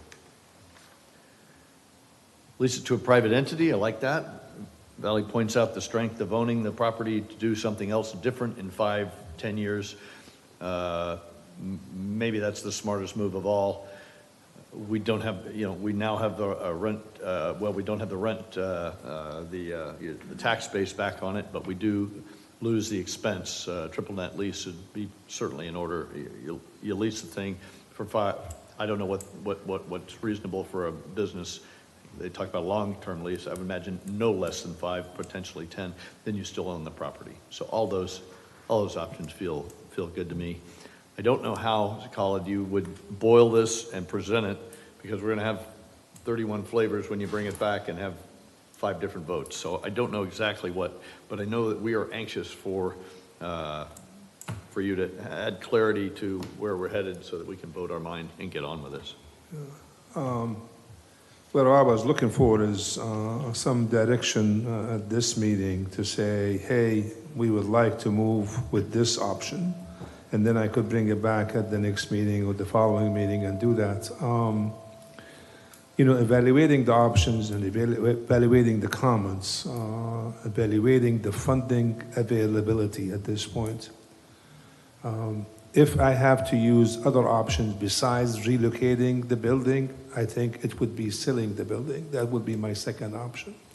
I think that's probably the cleanest option in terms of I don't have to worry about putting the money back in the transportation impact fees. I think it would make more sense. Having it as a police substation, I don't think neither the former police chief or this current police chief have supported it to be as a substation.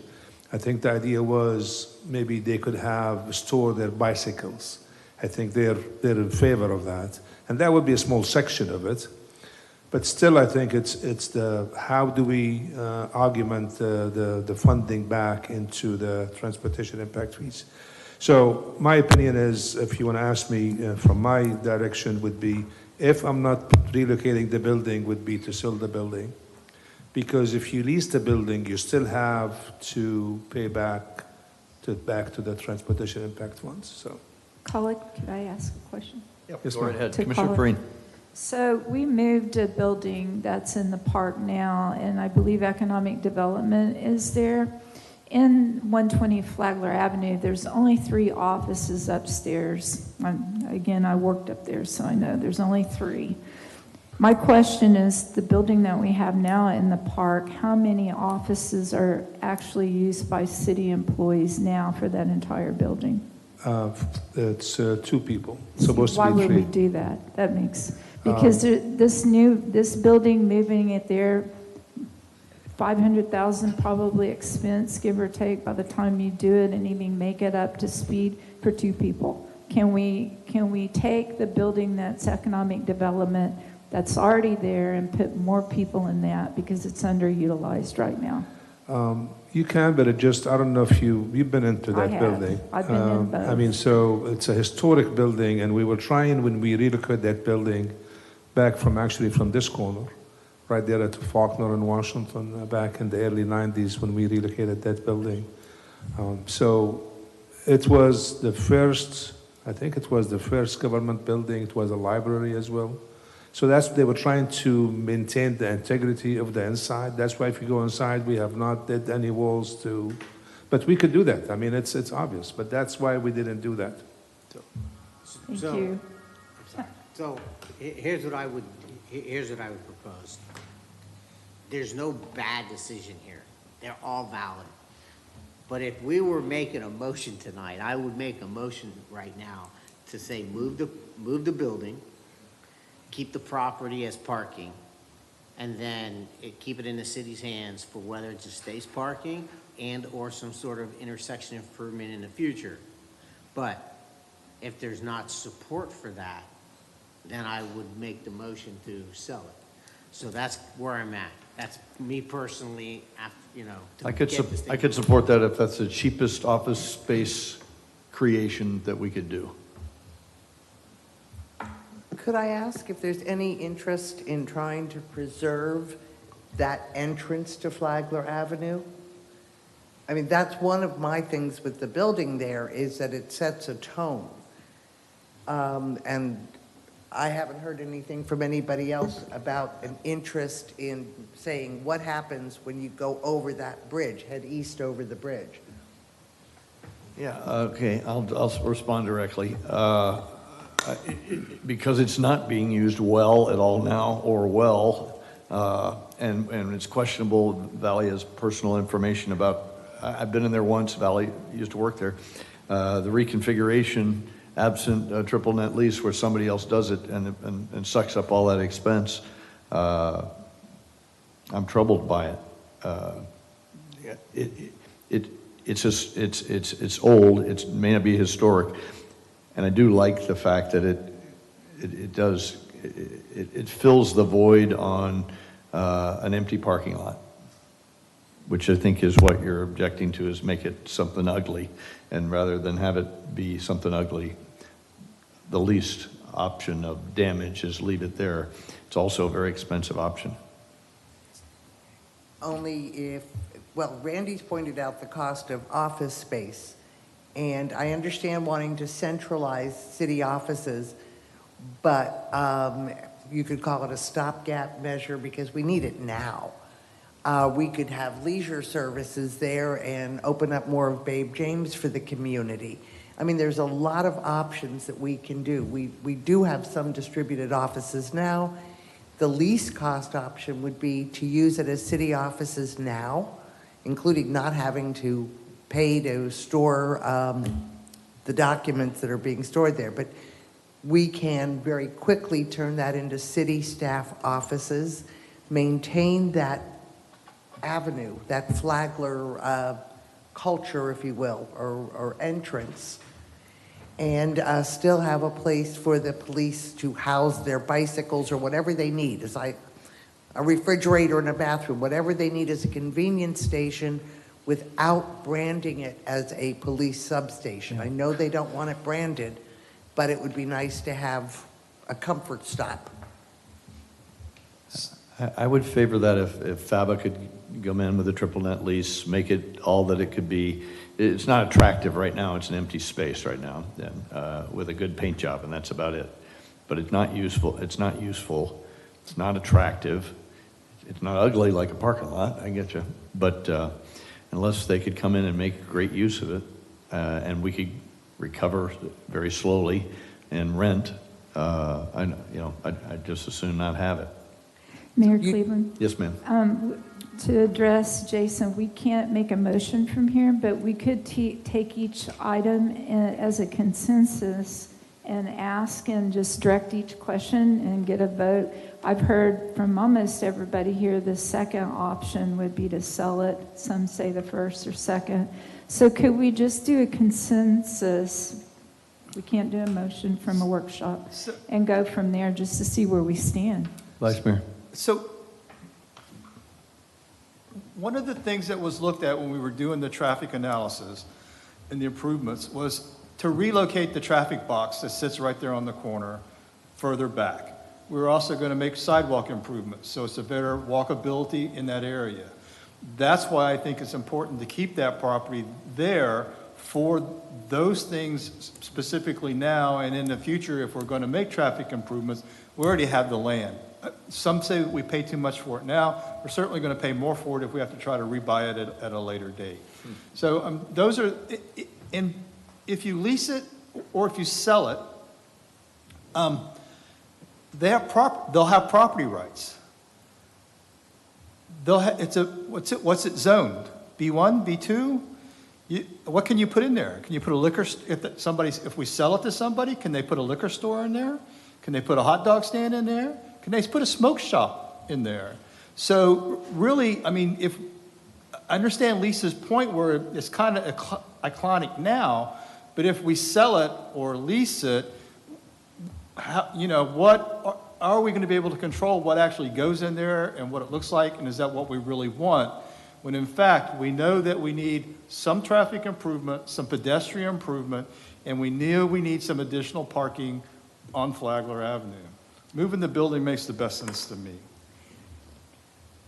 With regard to the parking lots, and this is a slight deviation, Colin, how many properties have we purchased or done over the last, say, 10 years for parking? We have Mary Ann Clancy Park, and we have Esther Park, and we have... How many properties have we invested in the last 10 years to create more parking?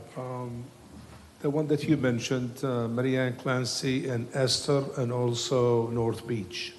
North Beach. North Beach. When did we buy the property that's, or lease? We're leasing the church property. There's a property between Jessamine and Flagler. Yeah, that one that one was done through the CRA early on, and I guess I would say probably late 90s. The one on Jessamine. Mm-hmm.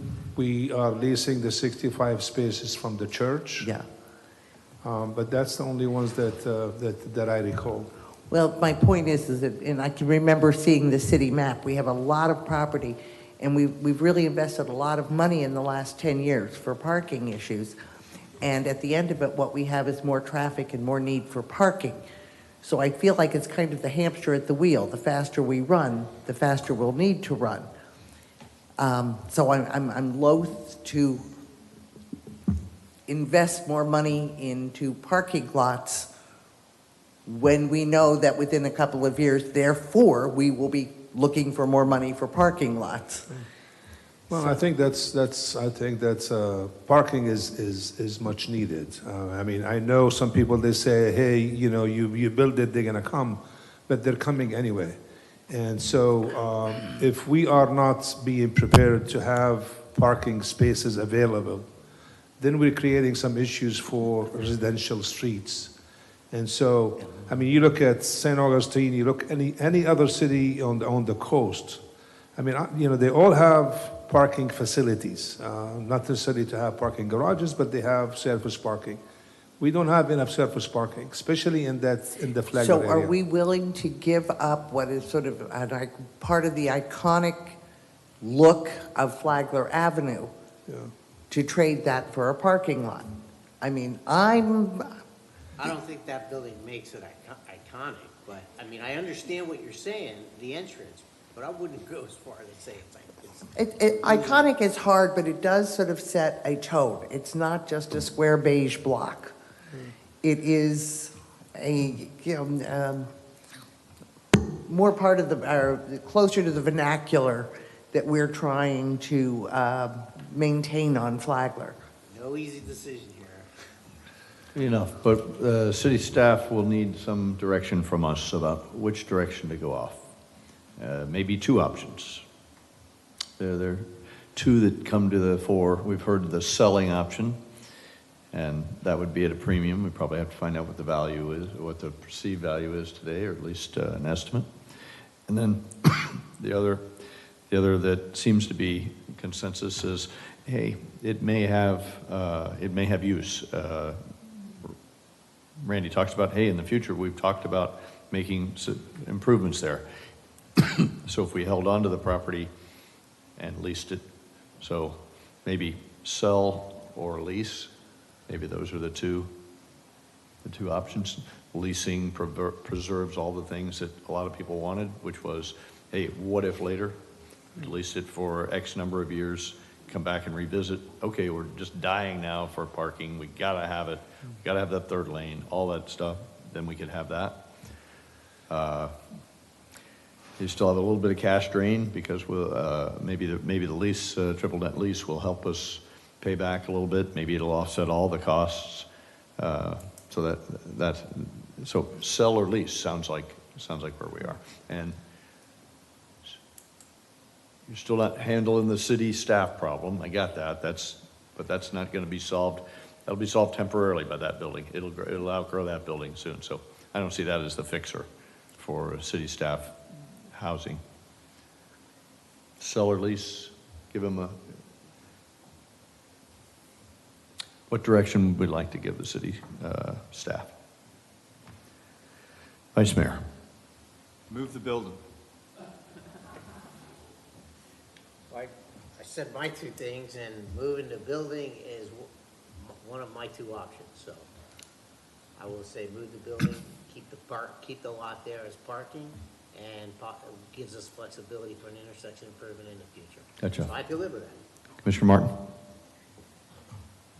Well, using it for city staff would buy us time while we make a longer-term plan, which we know we need. And it would maintain that facility. It keeps it within our control. It doesn't obligate us into a long-term lease. We don't have to worry about a liquor store or a smoke shop opening up there. So it gives us sort of an almost immediate relief for staff, offices, while maintaining the control for any future changes. And frankly, while we figure out how we are going to house future staff. Commissioner Perrine. So moving the building and pulling $500,000 out of that fund for a $935,000 building that we already paid for, the value is definitely in the land. There's some historic, little minimal value, but we already have a historic building that's underutilized with only 2 people in our park now, which does not make future use sense. And if we move the building, there's not enough parking there to really make a giant impact to help us. And as Commissioner Martin says, there's going to be bareness there, which was probably the intent to be in the beginning. So I would suggest that we first open it up to a lease, whether it be to a long-term lease, since you weren't successful in a 2-year lease, to FABA and or anyone else that can actually put back in the fund that we took the money out, triple net, where there's no money coming out of our budget whatsoever, so we don't have to increase people's taxes. That's my first option, is to lease to whomever that can do that and do it quickly. 2 years for storage is not acceptable. Second is sell it. We need to look and see what the future uses are. I don't like playing on people's emotions, saying there's going to be a smoke shop or a tattoo parlor or whatever going in there. That's not realistic.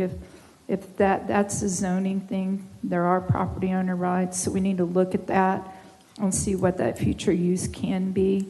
Because someone could keep that building nicely, renovate it, and stay there. We have the right-of-way for the turn lane, and the money go back into the budget to help all the people that were here for the traffic light. So those are my two options. Can I ask a quick question? Sure. Do we have an idea of what the market value is for monthly rental on a building in that location? I think he mentioned it in one of the slides. I think 65,000 a year. $30 a square foot, so in this case, $65,000 a year. I saw the 65K. It just seemed low to me for market value for Flagler Avenue. And that's why I pardon? It seems low. I agree. Okay, Jason, you agree it seems low? And I would be tempted to ask some of the businesses along Flagler what they're paying in rent to see if, Do that. thank you. You're not going to, I doubt you're going to get an accurate, I wouldn't base, I'd be careful to base what you hear about. The people aren't going to be inclined to share their numbers. Well, you could do a survey and try to figure it out or I think whatever. that But $30 just- came in from one of the realtors on Flagler, correct? Correct. Colin, did we help you with any direction? I mean, to be honest with you, No. I think we're back to square one. I think we still have the options there.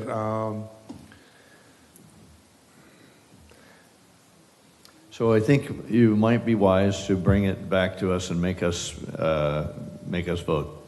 You may want to bring it. You may want to bring it back. Yeah. We've cussed and discussed for maybe an hour or two, and so you may have to bring it so that we have to put our money on the line here. And if I recall, at the last one of the meetings that I brought this item, I mean, I even had the option. I had the pros and cons for each one. So I would bring. So right now, what I'm understanding is one was to move the building, one was a long-term lease, and one was to sell it. Yes. So the three options. I think we need to narrow that down. We're going to get into our meeting, and we're just going to end up having more discussion on it. I'd like to narrow this down to one, if we can't do one, two, but having three options brought back to us on a commission meeting, we're not going to come to One or the consensus. Let's do ourselves a favor and get as much a consensus. And like I'm saying, we're not all going to, I'm willing to concede my strong personal opinion to move in a direction, because I don't think anybody has the perfect answer for it. I feel the same way. Let's see if we can get this a little more narrowed down for Colin, because we're just gonna do the same thing. This is what always happens. Anybody object to move or lease as two options? I'm looking at Commissioner Perrine.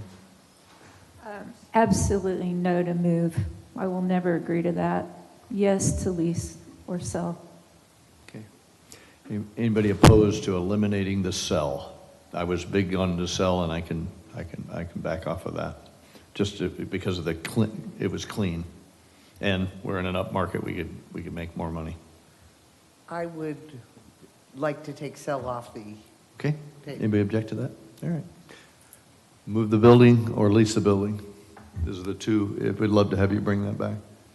Oh, I thought Cell was on there. I think that was where I was going. I was willing to move away from my cell position.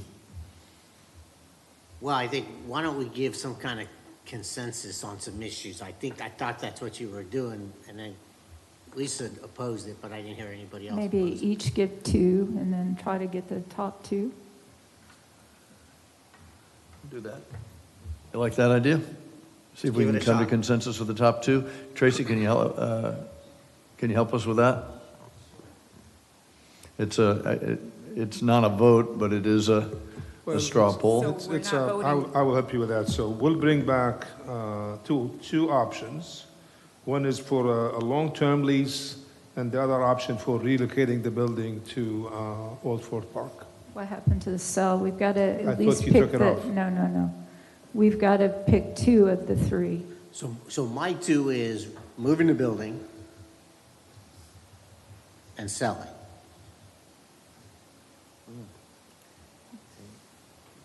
Move and lease. I want to preserve the building where it is. I will flex on several things, but I really think that building should stay where it is as part of what we are selling on Flagler Avenue. So you favor Gotta be lease? lease. You favor lease? I don't favor lease, I favor using it for city offices. I just will flex it as not long an as the building stays. That's what I. All right, so if you couldn't use it for city purposes, you'd be fine. options, though. No. I'm trying to help you, Colin. Lisa, if we kept it and didn't use it for city offices, we could probably be more efficient in a variety of places. Right, my point is that I would oppose anything that would just get rid of the building, like moving the building or doing this out of the other. There could be many subtleties between leaving the building where it is. Lease is one of them, though, right? Correct, that's my whole point. Awesome. My goal is to keep the building in there. place, I got it. All right, so you favor leasing over every other option that of the other 3, which was sell or move. But if you had to pick 2,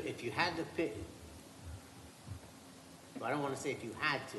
I guess the question is, you're for leasing the existing building. Is there anyone else for leasing the existing building? I am not for leasing the existing building, I'm for using it for city offices. But my priority is to keep the building where it is, and I will bow to other methodology of doing that. So she's saying, keep it there, Keep the building. don't move it, Okay. don't So that sell would it. but that would lead to where the discussion's going, that would go into the sell part of it. No, if you sell it, most of the buildings now on Beachside, when you sell it, they're demolished and big white boxes are put up. Well, if we're starting with 2 people down here that say, so we need a process of elimination is what, we got 2 cells, right? And I want to move the building. You got 2 moves. To move the building. So that's, if we started down here, there's consensus on 2, either selling or moving the building. So as it goes down your way, you want to what? And can you gotta get on board with any of those 2 options? No, that's my point. So- I'm saying I will entertain many options as long as it leaves the building where it is. So, but throw out there what you want, and that's an option for everyone else to get on. Jason, I think I've said it like 15 times. My preference is for that to be used for city offices. What I am saying is that I will flex as long as the building stays where it is. Got it.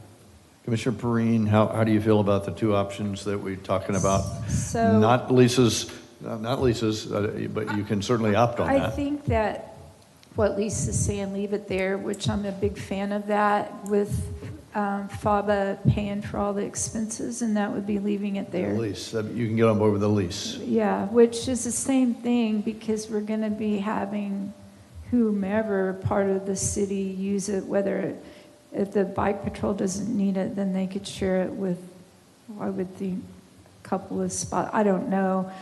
I wouldn't know why they would want to share it with anybody other than a police presence, just to see that. But again, if we agree to spend $500,000 for 6 offices in a park when we're underutilizing what we have, we're going to have this whole courtroom filled with angry people for raising their taxes for that.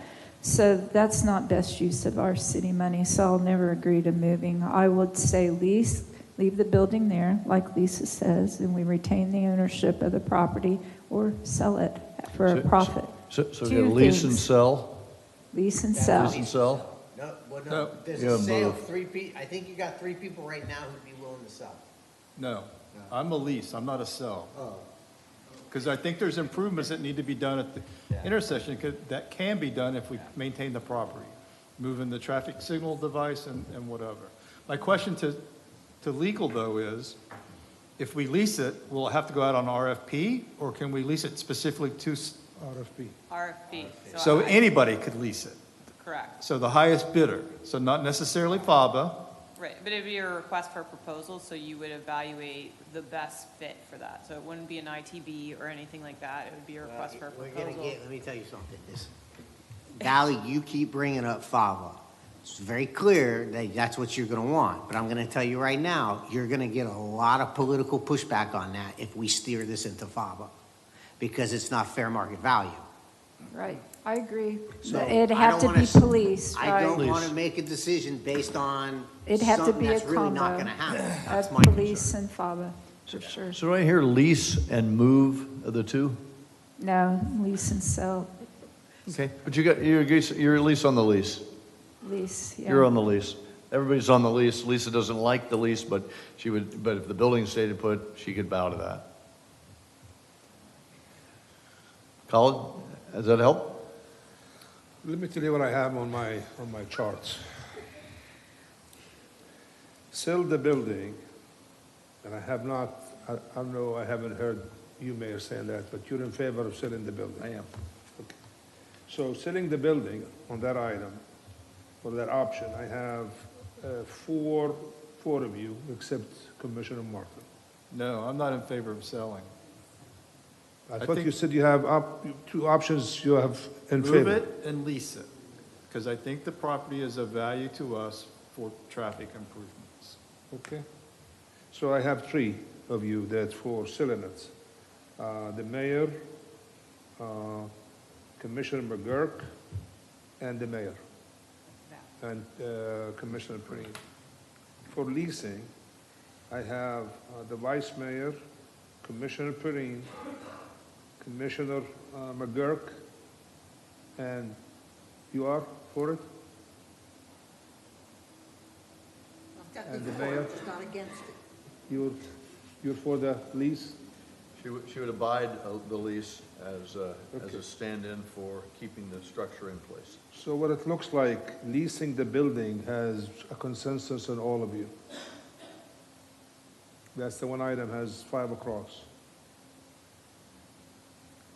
The, The only selling the building has 3. The only benefit to leasing it is it kicks the can down the road, but we get revenue for the property, from the property and before, but it preserves the idea for a different commission down the better. Well, yeah, the negative is that we're kicking the can. That's one way to say it. I like the Andy's way of, hey, it preserves it. Should we decide to manipulate that intersection? And my only comment to that is this gives Flagler Avenue people the potential to step up and be competitive with the others. They know what they have to do to make it happen. That's up to them if they can do that and make that work. And then also, I am highly recommending it's a triple net. So it's the least of my favorites of what to do. But I will certainly go along and support that vote if that's what the majority of the commission wants to do. So Mayor, if I may, I will probably bring back, I don't know, depending on our purchasing agents in terms of preparing the RFP, but I will report to be on the 8th, I'm on the 9th. When are we bringing back this item to the commission on the lease? So we will prepare, draft an RFP. Most likely we'll have a criteria in it to bring the business component into it. We'll probably put some restrictions there as well, just to make sure that we protect the city.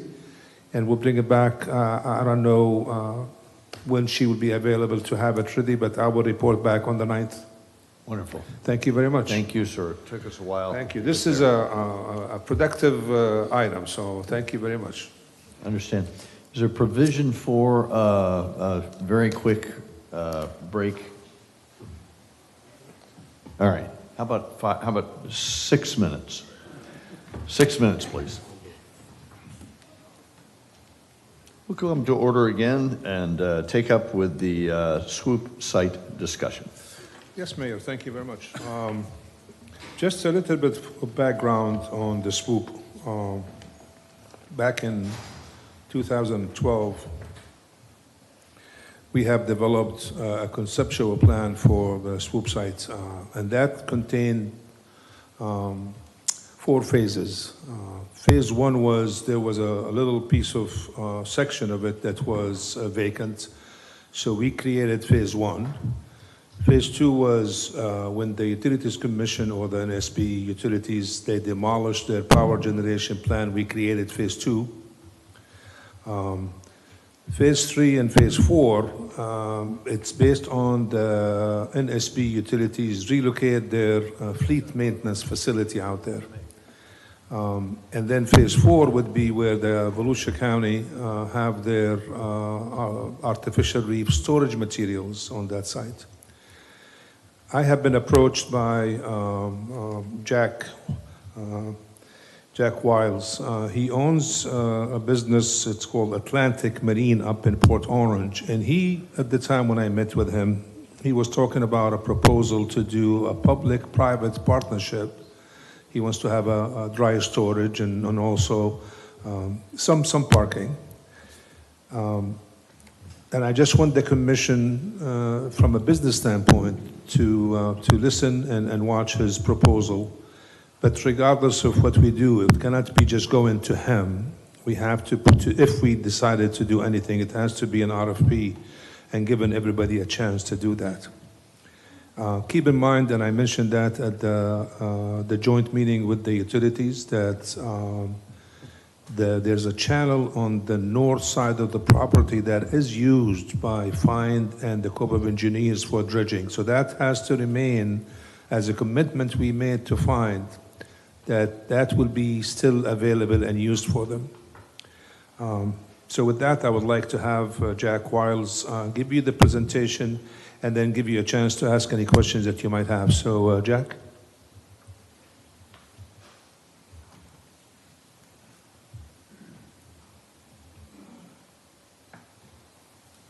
Thank you, Commissioners. I'm Jack Wiles. I live at 4625 River's Edge Village Lane in Ponce Inlet. With me today is my son-in-law, Nick Foster. If you want to give your address. Yeah, 4958 South Peninsula Drive, Ponce Inlet. And I'm Jack Wiles. I don't own, I'm sorry, I hope I didn't misrepresent anything. I'm not the owner of Atlantic Marine. My son, Brad Wiles, owns Atlantic Marine. I only work there. I work for him. But there's been a lot of discussion today regarding growth and capacity in a lot of New Smyrna Beach area. And this goes to the heart, really, of our presentation today. And we have 2 options, not 5. So hopefully you'll accept one of those. Yay. We appreciate it. Thank you. I'll try to make it brief. You're in. Well, New Smyrna Beach is a great place to live and play and enjoy the coastal lifestyle. I'd like to discuss with you today the marine infrastructure and the public access. As this area continues to rapidly grow, access to the water, traffic, congestion, and capacity have been limits the residents' ability to enjoy boating. Boaters from all over Central Florida routinely flood our area in tow of boats with trucks and cars that throughout the areas and end up in long lines at launches and snake through our roadways. Large trucks dragging even larger boats through town from one ramp to another, trying to find a common place to park their trailer. It causes nuisance on the weekends. The solution, and if you don't mind, I'd probably give you a visual, might help a little bit. If you don't mind, can I hand these out? Okay. If you just pass them to the city clerk. Okay. Make that happen. Pass them around. This is a visual of the swoop site location. And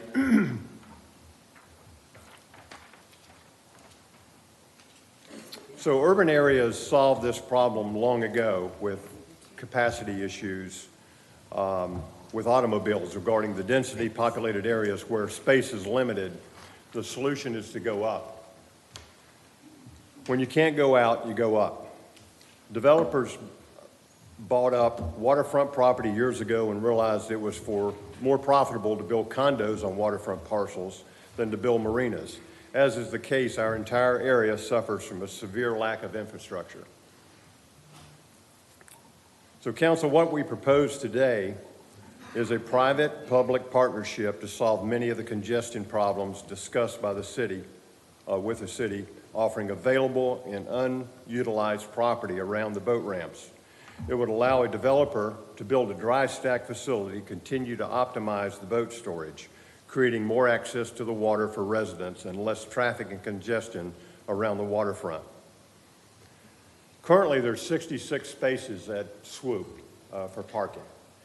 The remaining land, you could build 30 more parking spaces there. So that would give you a total of about 96 to 100 spots. If we were to build a dry stack facility there with, say, 140 spots, we would then offer 206 spots at that facility, which would be doubling capacity. So a lot of those folks that would go in a dry stack are towing trailers around town now. If you think about it, the reason they're towing trailers around town is simply because they have no option. There is no dry stack storage space available. Everything is full. New Smyrna is very fortunate. They have two locations. They have the Swoop site for a dry stack storage, which would increase capacity, get some of the trailers off of the streets and off of the sidewalks and out of these marinas and need for a marina. They also have the North Causeway site next to the boat launch there. So you have two locations to look at, but Swoop primarily was our first thought, is to approach you about that particular site. So I think in closing that there'd be a great benefit to both New Smyrna residents to make this happen for the residents here. There's folks dragging boats, of course, down 44 and from New Smyrna Beach area and all through different areas trying to find a place to park their boat and launch their boat. Unfortunately, there's only 6 launching spots in New Smyrna that are viable for the public. 4 of them are at North Causeway, the 2 little ones and the 2 big ones.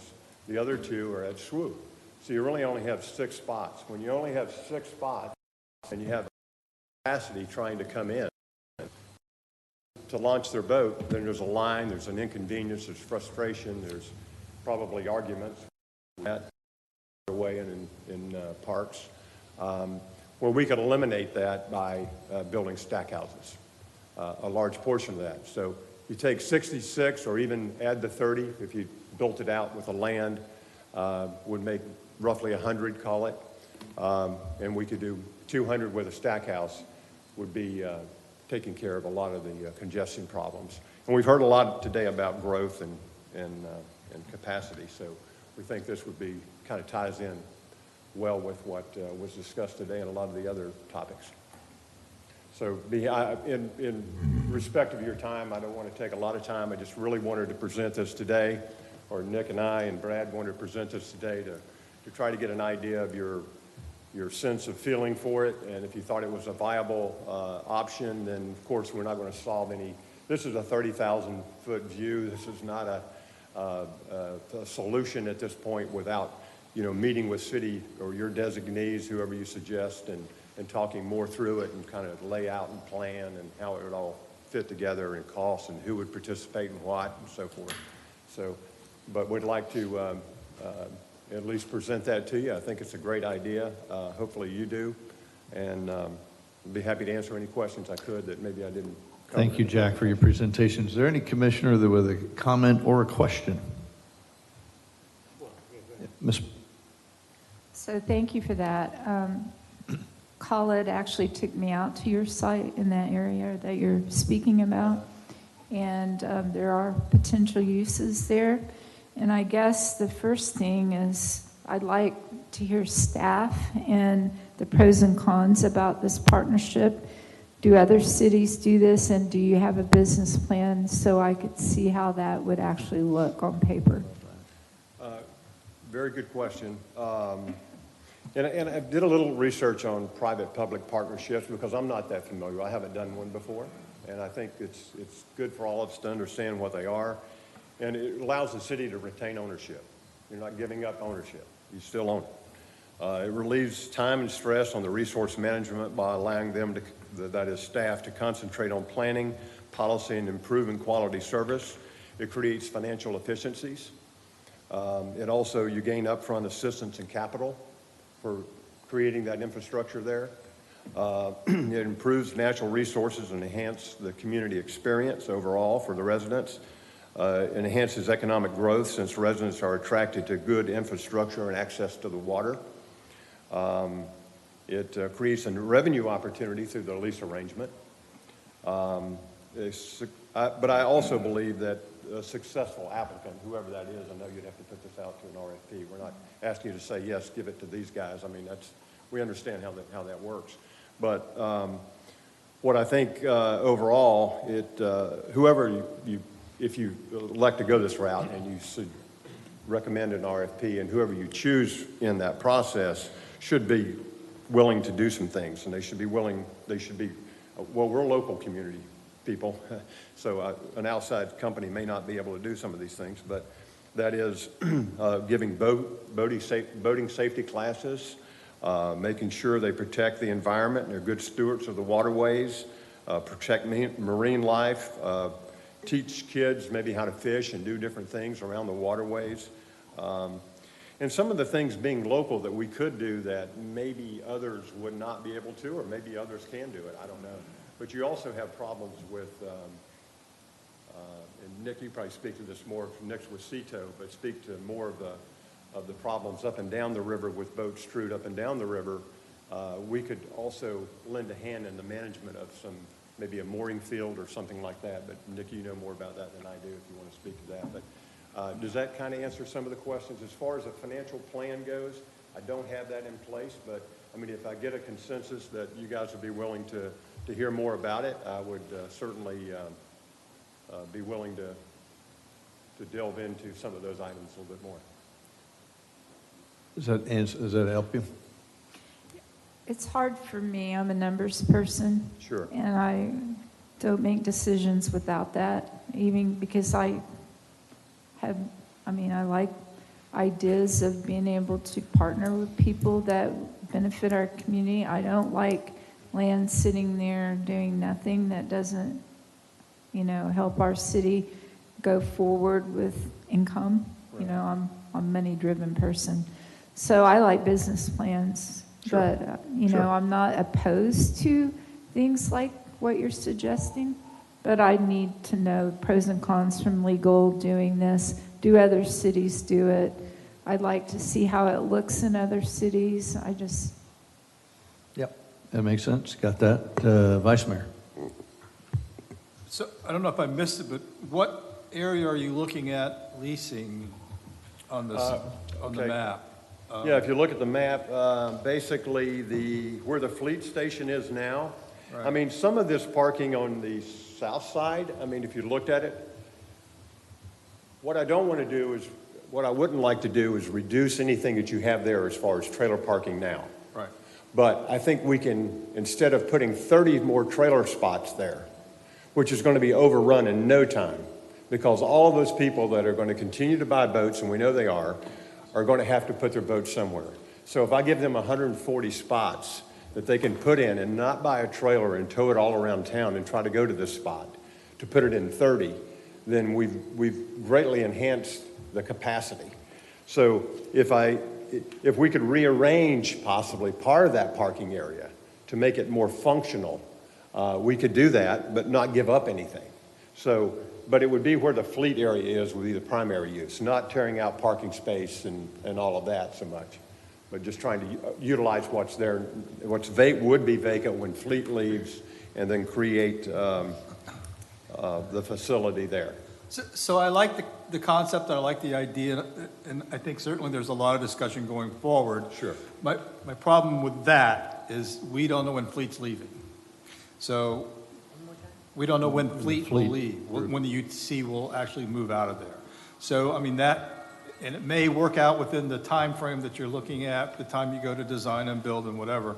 That's fine with me. But, that's, and certainly, I'm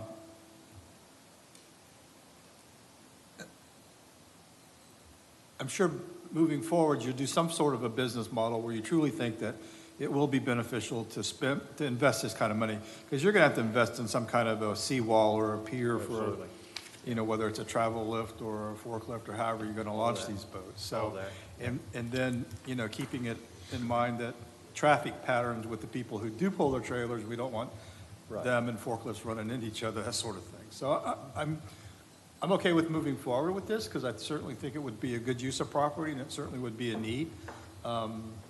So maybe Jason will buy a boat. Commissioner McGurk. So, I respect the idea. As you said yourself, if this was private property, it'd be a condo. Right. We need marinas, we need access to the water. So the issue that I'm gonna have trouble with, and I'm gonna tell you the glasses have, my job is to tell you what your hurdles are gonna be, Absolutely. right? Appreciate There's that. a lot of good to this idea. Yeah. But this is public property. Right. And we're never going to have enough space to accommodate all the boats and desire for people to come in. Doesn't matter if we have at 100 or 1,000 more. Right. But my goal is to be able to provide equal access to the water for everybody. Sure. Boat ramps across the state. The earlier you get up, the sooner you get there, the more likely you are to get it. What you'd be doing in a private-public partnership is using the public lands to make a business model that makes you money, which would essentially be you're taking this land, which is our third or fourth phase, to add a public boat ramp for a minimal fee, and you're going to be offering a private competitive wage for people who can afford to put their boats there. So in one aspect, I like the idea of better bang for the use of the space.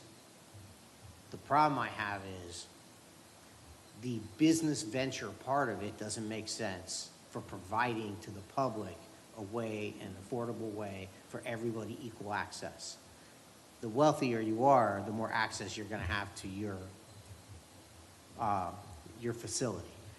So, and when you get into public-private partnerships, that is always the issue. How do you deal with that particular problem here? The swoop site is limited.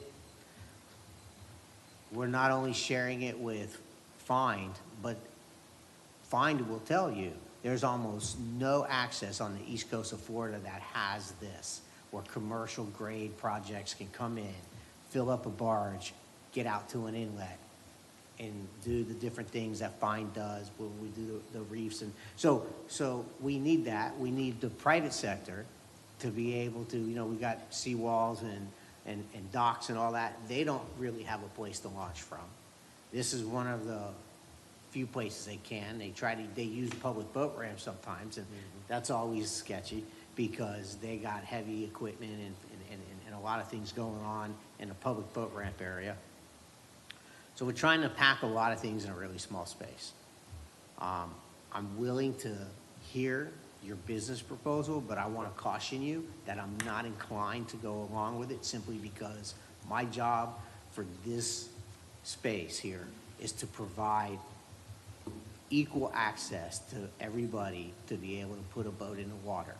And while it's enticing to get the numbers, double what we can provide or even triple what we can provide, I'm not so sure that's the public-private partnership's the best way. I mean, I could justify the city charging the people to build something like this. But the cost for you guys to be able to make your money on it, doesn't lend itself to equal access due to the cost it would be for an individual to store their boat there. So that's the struggle, that's the hurdle that I'm gonna have to overcome on this. Thank you for the feedback. Appreciate that, Commissioner. Commissioner Martin? Jason, I applaud your perspective on public property for private benefit. I really much appreciate that. Colin, do you know offhand how many boat and RV storage sites are in process in New Smyrna Beach? I would say probably either 2 or 3 that I'm aware of. So there's a number of these coming along. I think South Dixie, isn't that boat storage? And then there's one out by Venetian Bay. And I think the one on West Canal can hold boats. So we can immediately think of at least 3 storage sites in process now. And there is some, I think they're out in the county, somewhere on Mission that I'm aware of as well. Okay, yeah, so we've got quite a few of those coming along.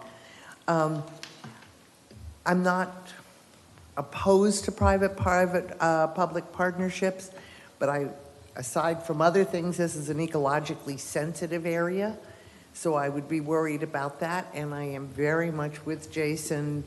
I do oppose public property for private benefit, where my taxpayer dollars would be functionally underwriting your profit. And I think that that's something to be, thought of for all of our taxpayers. So thank you, Jack. It was very, very good. For as far as it went, this may be counter to all of my colleagues up here, but you're talking about the visioning for the future of New Smyrna, not for today, but for the next decade. And so this being just the most wonderful piece of valuable waterfront property, I think for as far as your pitch goes, it was a good idea, but that's not what I see the end game for this piece of property. Public-private partnerships benefit the public as well in a revenue perspective because it's a revenue generation. So I see us sharing the benefit as well as sharing the cost. So it's not strictly we're gonna give you public property, you're gonna gain, we're not gonna gain. There's gain for there's gain for the city as well, as I understand other public-private partnerships. Where I think I would love to see more is what does this look like as an end state? We are currently passed by with premium travelers that go south in the winter, north in the summer regularly. This is not a stop for those that transit the area.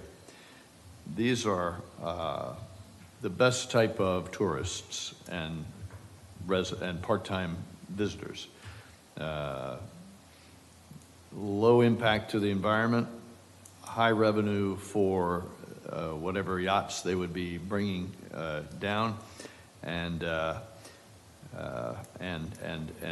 internal jobs for those who would service those type of vessels. Your dry stack is a nice idea, but it's not the full idea that I would be jumping up and down for.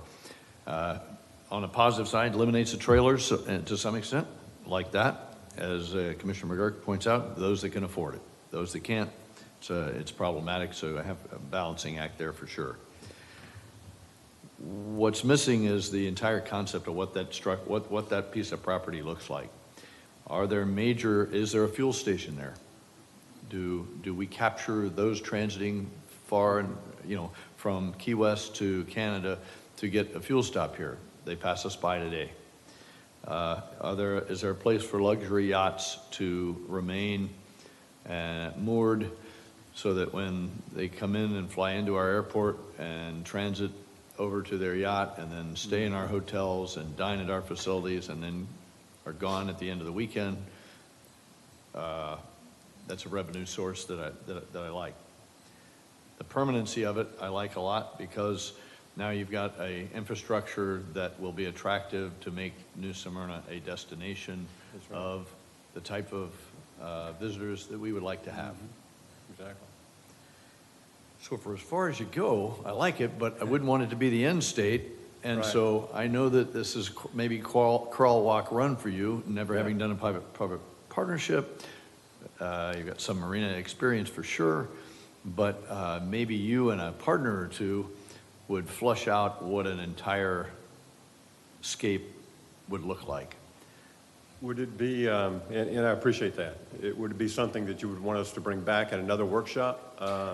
I don't know the dance steps, and we'll let the city manager opine here in a second about how the process works, but If somebody came and said, I just want to put a dry stack there, what do you think, Fred? I'd go, no thanks. I'd like to have a full plan for the vision of the future of what we want New Smyrna to look and feel like, and the sense of community, the sense of protection of our waterfront spaces, all the things, all the core values that we seem to hold on to here in New Smyrna, likely similar to what you hold on to in Ponce Inlet. And any other follow-up from the commission before the city manager? If I may. Yes, sir. Just speak to this a little bit. We sort of came today to kind of pitch this concept. There is no flushed out, plan in place for financials or business plan at this point, because quite honestly, we don't know whether the space is available. We don't know whether that's the space you would want a project like this. You do have more property on North Causeway as well that is much larger, that some of the tie-in components that you were talking about for the yachts, for the fuel station, for mooring field management, for derelict vessel control, all those sort of things kind of play into the site which is selected. So this is really great feedback to hear about, because it'll position sort of the next plan that we put together. So if the commission is open to these sort of ideas, it'll allow us to continue to move forward and plan. But the idea behind the public-private partnership was really sort of wanted to gauge your temperature on it and see if it would be something that you saw a necessity to sort of develop. Because we all know the demand is high, the supply is low. And to Commissioner McGurk's point, the issue that you have for your current residents is because of the flood of Central Florida and Orlando and trailer boaters in general, your residents are now currently not available to get on the water as easily as they probably should. And through a joint partnership like we're discussing, it would allow the city to control, hey, maybe this is open to 70% New Smyrna residents. Maybe this is how we handle this. Maybe we set these prices, because currently you've got big corporations in town that are making access to the water and boating difficult because they continue to raise the rates. So this would give the city an opportunity for its residents to sort of have that access that maybe they deserve, that maybe development has sort of priced them or grown them to a point where they can no longer afford, if that makes sense.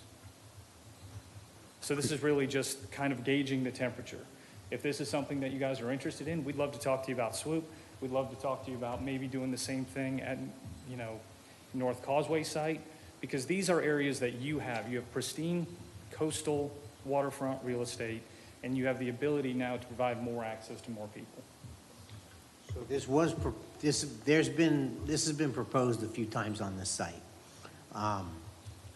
As I told you, I'm not against it. I'm not telling you I'm not going to support it, but it's a big hurdle for me to overcome how that would actually look due to what I feel is my responsibility to the citizens for equal access.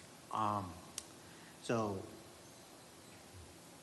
I understand you want to come in, feel the temperature of it. You certainly don't want to spend thousands of dollars with maps and all kinds of layovers and design ideas, because if we're all like, forget about it. Yeah. But I think the best thing to do, the only recommendation I can give you is meet with the commissioners, talk to the city manager, and I think that you're going to have to make that call on whether or not you're getting a strong enough interest from the commission on whether or not you think it makes sense for you to start spending money, put together pro formas or a business plan, at least something though, some sort of proposal that gives some basic questions. How high do you want to build? How much property you're going to use? So as Valley indicated, you're going to need, give us an idea of what that model looks like without spending Absolutely. a bunch Right. of money. Yeah, because it is an ask, right? It's an ask of the use of public property. So the only way that could work to make this sort of work in sort of the way that we see it by providing access to more residents is kind of in this fashion. So it's not a matter of just being able to purchase a piece of property and develop. It's more, do you guys see the need? I mean, we've heard a lot of conversation about the congestion, traffic, all those sort of issues today, parking. So this would help in some way to alleviate some of that as well. So I appreciate the feedback. Great, you can get it, see, you collected the cards, that's good, and you can meet with us individually, that'd be great. Any guidance from the city manager, sir? Yes, sir. When I met with Jack initially, and he brought this idea, in the past, people, they come and they meet with the city manager on proposed ideas. This one in particular, it's a public-private partnership. And in the past, when the commission will say, well, why don't you bring it to us? So when I asked Jack to come to make this presentation, I'm not in support of it, I'm not opposed to it. I just want him to come in and present the idea that he has. What I told him when I met with him, that when this site was developed, it was developed for trailer parking. Right now, I still have 2 phases that are not complete. If the Utilities Commission have moved on their relocation of their fleet maintenance facility, I probably would have that parking lot done by now through the Find the Grant application. But I always would like, if somebody comes up with an idea, especially on economic development, that I would like the commission to be aware of it. And if the commission is not in support, then there is no need for staff and them to waste their time and energy on trying to develop something that the commission is not going to support. Public-private partnership has been used throughout the United States in counties and cities. I'm not sure if in particular on something like this, but it's been used. My only concern is if we do that, then again, I'm not providing the trailer parking for the public. So that was one of my main concerns to begin with when I met with him. And so he was talking about, well, I would provide that in maybe in the dry storage. People don't have to bring their boats in, less traffic on the road for that. But again, it's if there's a support for the commission, I'll be more than happy to sit down with them and come up with at least a draft business plan. But if there is no support from the commission, then I think it probably would be wise for both of us. They could spend their time on something different. So, Gotcha. Just a general support or no support, not interested in the idea, or interested in the idea. Commissioner Hartman, interested or not interested? I'm interested. Yeah. I know people who live here that have dry storage at Cape so that they can take their boat down there during a hurricane season and have it in a secure location.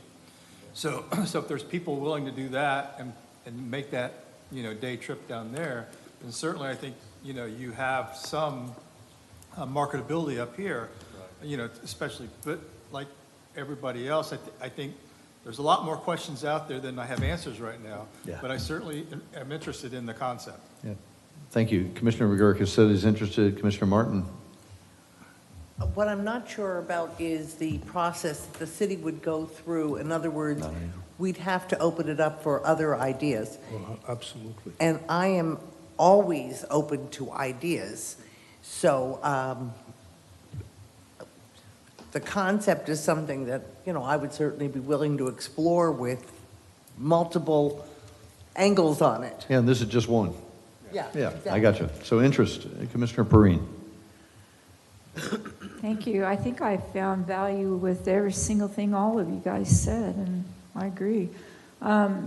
There's a nice balance to public, private, and what's available to our locals. And, we don't want an area just to be geared to the wealthy. We want green space. We want it all, There's a nice balance to that.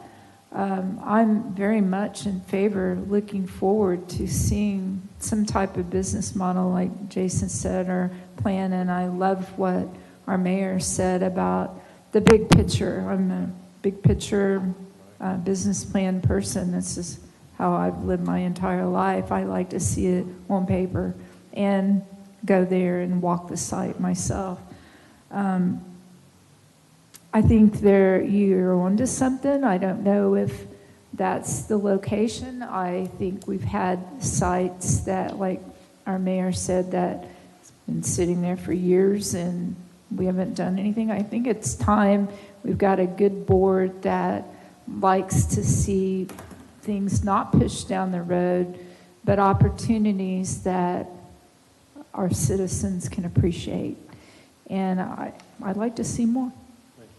Okay, so you got it, 5 for 5. We're interested, lots of questions. We don't even know all the smart questions to ask, but we will walk, crawl, run through this together. And you will be one of many, and you're certainly the first guy at the trough here. So with the guidance of the city manager, we'll all proceed. Thank you. We'll be in touch. Thank you very much. Yes. Thank you, Jack, appreciate it. Thank you for the presentation. City manager, on to short-term rentals outside the regulated Yes, sir. zones. We have developed some agenda items here. The next two items, I have asked the commission to provide any items for discussions, and I think the only ones that I got from is Commissioner Martin. She has suggested these two, which is on the short-term rentals outside of regulated zones discussion. And the other one is the policy discussion about commercial entertainment for noise. So, and the short-term rentals, right now, it's anything outside is controlled by code enforcement. But I think what Commissioner Martin, I think when she suggested the item, if I'm not mistaken, and you could correct me, that she wanted not to approve any short-term rentals outside the regulated area. Is that correct? Oh, that's a fair statement. Short-term rentals have a deleterious effect on neighborhoods. And I would definitely maintain, we have enough problems controlling the short-term rentals in the places that are zoned for it. And I'm concerned that adding would also potentially upset our very delicate balance for keeping control over our short-term rentals. So if we want to sum it up as a concern to not increase that space, I would definitely share that. Yeah. And I think this kind of brought up, it's because of that one section on North Atlantic, if I'm not mistaken, on the west side that was approved. So that's why why you brought this item up is not to approve anything outside the established zone for short-term rentals. I'm a big believer that if you want to do a short-term rental, you buy property in places that are zoned for it. Yeah. And I think we have a map, if the commission is interested. Do we have the map for the? Shane's going to put it up. Okay. So Lisa, if I understand what's going on, you don't want us to approve short-term rentals outside of the places that are already zoned for it? Correct. Yeah, I mean, people, when they're buying property in town, they have the option of buying in those areas that are zoned to do short-term rentals. No, I get it. I just wanted to make sure I was understanding. How do I get my presentation up on the screen? There we go. Good afternoon. Shane Corbin, Development Services. What you're looking at here on this map in the dark gray shaded areas are where the zoning districts are located that permit short-term rentals. The way our ordinance is structured, it's actually grandfathered in. The state has created rules to limit local municipalities' ability to regulate short-term rentals. Our ordinance was passed in 2007, and it's actually grandfathered in front of the state's new rules. So if we actually added any new zoning districts to the handful that currently allows short-term rentals, our grandfather status would go away on our ability to manage them the way we do now. So, for example, if you wanted to go out here in this section of town and add short-term rentals to the list of permitted uses to that zoning district, it would alter our ordinance. That's grandfathered in. So you don't want to do that. But within the gray areas that are shaded, if there's a piece of property that doesn't fall within one of the zoning districts that allows short-term rentals, the property owners can apply for a zoning change and possibly get it that way. And I think that was what happened beachfront. That was before I got here. There was that row of homes. There is a group of people on North Atlantic. But I don't ever want to single out one or more people. Sure. I want always to be policy for the city, because when we vote for the city. Any other comments, any questions for Shane? I agree 100% with Commissioner Martin. I live in a neighborhood that it's a 30-day minimum rental, and we have violators of that, and I believe other people in my neighborhood have complained about this, and it's a nightmare. Shame on people that buy a property that don't do their due diligence. If it's zoned 30 days, I'm not going to approve exceptions. Thank you. Thank you. I will add one, and I'm not sure how prevalent this is. I was just talking with staff before we came down here. Occasionally you will get a PUD that will come in front of you that will list a short-term rental as a permitted use within the PUD, and so that is one potential workaround to the ordinance. I would oppose that. Thank you. I'm going to follow up with you at a later date, understand a little more. I don't Okay. think it's necessarily relevant to get into right now about what you discussed about a whole zoning district, but I'm in support of Lisa's position. Thank you. Vice Mayor. So, I don't mean to contradict you, but I thought the recent passage of the last law didn't jeopardize our grandfathering ability under the current new law that just passed. But I'll leave that to legal. And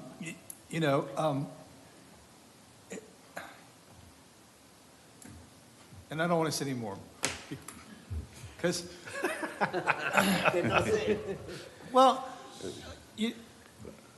I attended the P&Z meeting where this particular thing came up, and it may come before us again in an appeal. I sat through the whole meeting. I talked to both sides, and I could tell you, well, don't want to tell you that. Both sides made compelling arguments. Was it left out from the original short-term rental area?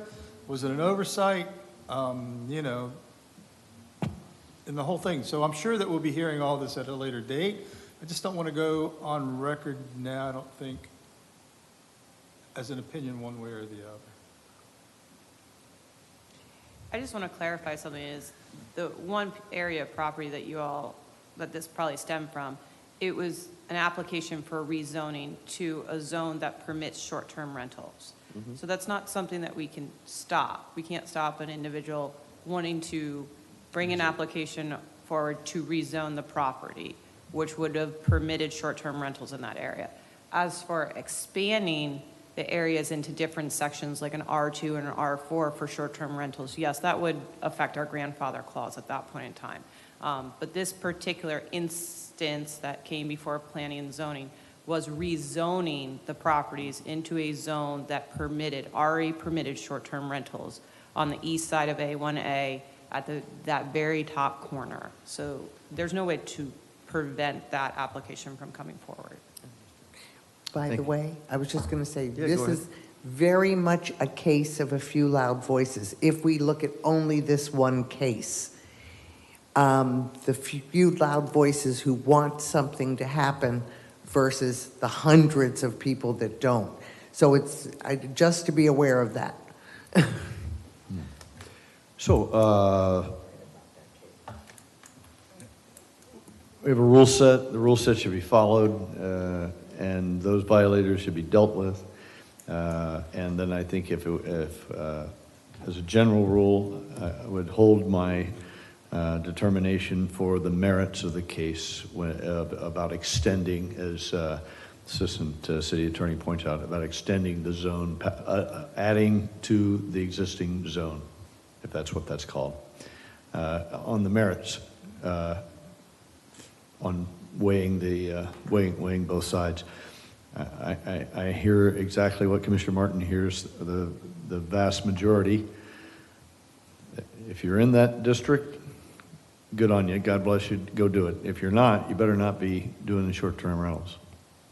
And the appetite for increasing the zone in general seems light.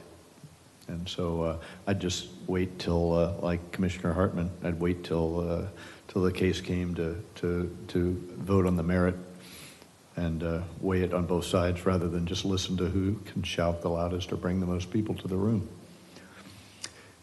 Any other questions for our Development Services Director? Thank you, Shane. Appreciate it. Thank you.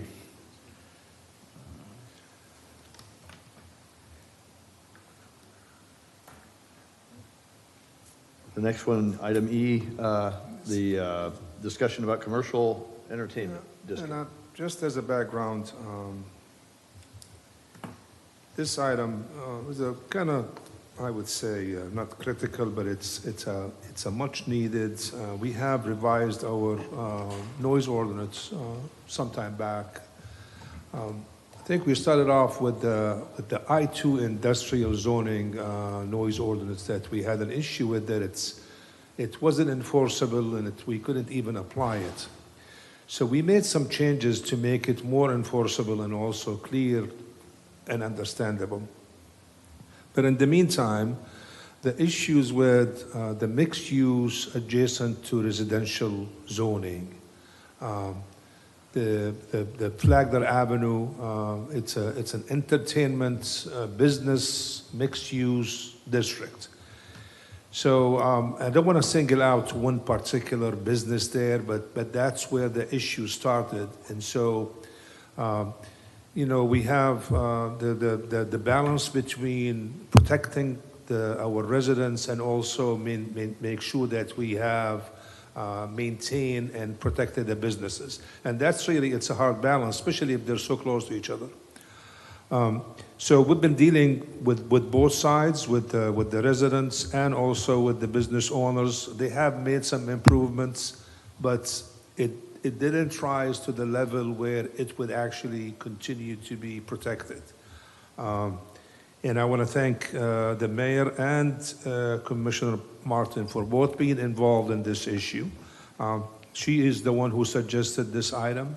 And basically, and I want to speak on their behalf, she will speak for herself, but I think what happened is when somebody complains from a residential zoning, that they meet the requirement, but if they go in between where you have a residential use within the mixed use district, that's where the issue is. So with that, Commissioner Martin, I'll leave it up to you. Yes, mixed use is problematic because it's both residential and business. But trying to find a way to take care of most people, I propose a policy discussion about modifying our noise ordinance in a manner that would protect those zones which are totally residential and still allow our businesses to be what I call convivial. So if I used Flagler Avenue as an example, because remember we've got residential areas behind both sides of US 1, we have residential areas down on both sides of Canal. So being clear that I'm using Flagler as an example, if we could have our decibel readings for those times measured at the residential property line using residential decibel readings or levels, that would enable Flagler to have more flexibility in their decibel levels. And the goal is, we know that we've got music, we've got action, and Flagler Avenue, I'm calling it convivial. We don't want it to be hugely unreasonably loud, but we also want to allow music and laughter. So how do we protect the residents in the Flagler example, are the R3A areas, while allowing the businesses on Flagler to have a higher decibel level than the residences? Really good. I know that you probably have a presentation, Shane. Nope. But, okay, good. This is it. What I want to do is ask the lawyer, I want to ask Assistant City Attorney, who works closely with the police department, the challenges that we have of enforcement of the current rule set and the variances in where things are measured and what have you. If you could kind of let us in on how that's going and what you think from a most enforceable and most understandable and most easily discernible for readership to say, here's how it's measured, here's where it's measured, and here's how we enforce it properly. You know all that stuff, Shay, because you've been working closely with the chief. So give us some insight. So I think currently as the noise ordinance is written, it's pretty clear, and I think it's pretty enforceable. So I don't think the police department is having issues with the enforcement ability. They've been able to go out, they've been able to make readings, and then be able to write citations when called. The problem I think that we're having a little bit of is that Flagler Avenue or Canal Street at certain times is your entertainment district, and it does promote higher levels of noise at different times during the year, or different days or different hours. I know that there was an idea of placing the measuring of the sound within the residential zone, at the residential zone property line. I don't think that works universally throughout the city, because if you have fully residentially zoned areas and you have two neighbors, one neighbor is being louder than the other, and you're gonna make the measurement out at the zone line, you're never gonna get a neighbor on a noise complaint. So I think that causes problems universally throughout the city, specifically in areas where there are just residential houses. One of the ideas is a simple fix, in my opinion, is to just, in our noise ordinance under exceptions, add an exception that says for the exception of Flagler Avenue and Canal Street can have a permitted noise level at 65 decibels up to 9 p.m. And that's a simple line fix that grants them that leeway of having it up to 9 p.m. And then at 9 p.m., I think it's 10 p.m. At 10 p.m., then it's the 25 feet back to the normal 25 feet decibel area. I think that's a little bit clearer and cleaner than this zone line. The police department would have to know where every zone was. They'd have to know where those zone lines are at and how they would go and read that. And then again, mixed use does have residential properties within it. So you would be saying that those residential properties don't get the same benefit as one zoned R3 or R4 because they live in a mixed use. I'll simply say that I'm not sure that it's fair to anybody to measure the sound on Flagler, stand in the middle of Flagler Avenue and measure the sound when the issue is really on, for example, the north side of Florida or the south side of Jessamine. And I doubt that anybody cares in the R3 area what the decibel level is on Flagler. They care what it is on their property. And that's a big difference in approach. So I was trying to get more leeway for those businesses. Yes, I understand it doesn't take care of everybody who's a resident, but just sort of like people who choose to buy in short-term rental zones, there are people who choose to buy in mixed use. And that sort of comes with that territory. The people that have chosen to buy in specific residential areas have certain expectations with that purchase. So I think there has to be a way to protect the residents while giving the businesses a little more leeway. You have an elegant solution to that? Like I said, I think accepting out Flagler Avenue and Canal up to those hours would be the cleanest. I probably wasn't clear enough, but if you made it the residential zone is where you're going to take the measurement, you get kind of convoluted in this area of, except for when it's two residential homes next to each other, you're going to take the measurement at the residential home's property line, unless it's a business, and it becomes convoluted at that point in time, because if you have, I own a house in a residential zone and my neighbor is playing music too loud, and I call the police department and our ordinance says you're gonna measure it at the residential zone line, you're then going 6 blocks away and you're never gonna have a measurement at that point in time. Could we make it measure it at the complainant's property?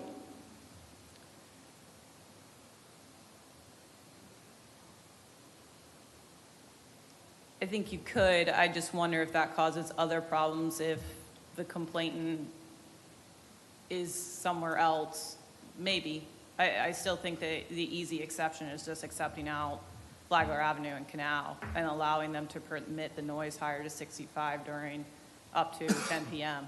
The problem with that is I know Flagler businesses want higher noise levels after 10 p.m.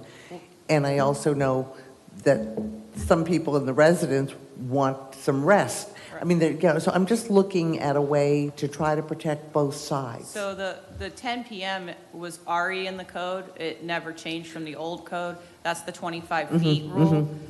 So that has been in effect prior to my time here. I'm not sure how long, but that nighttime rule has been in effect for a while, I believe.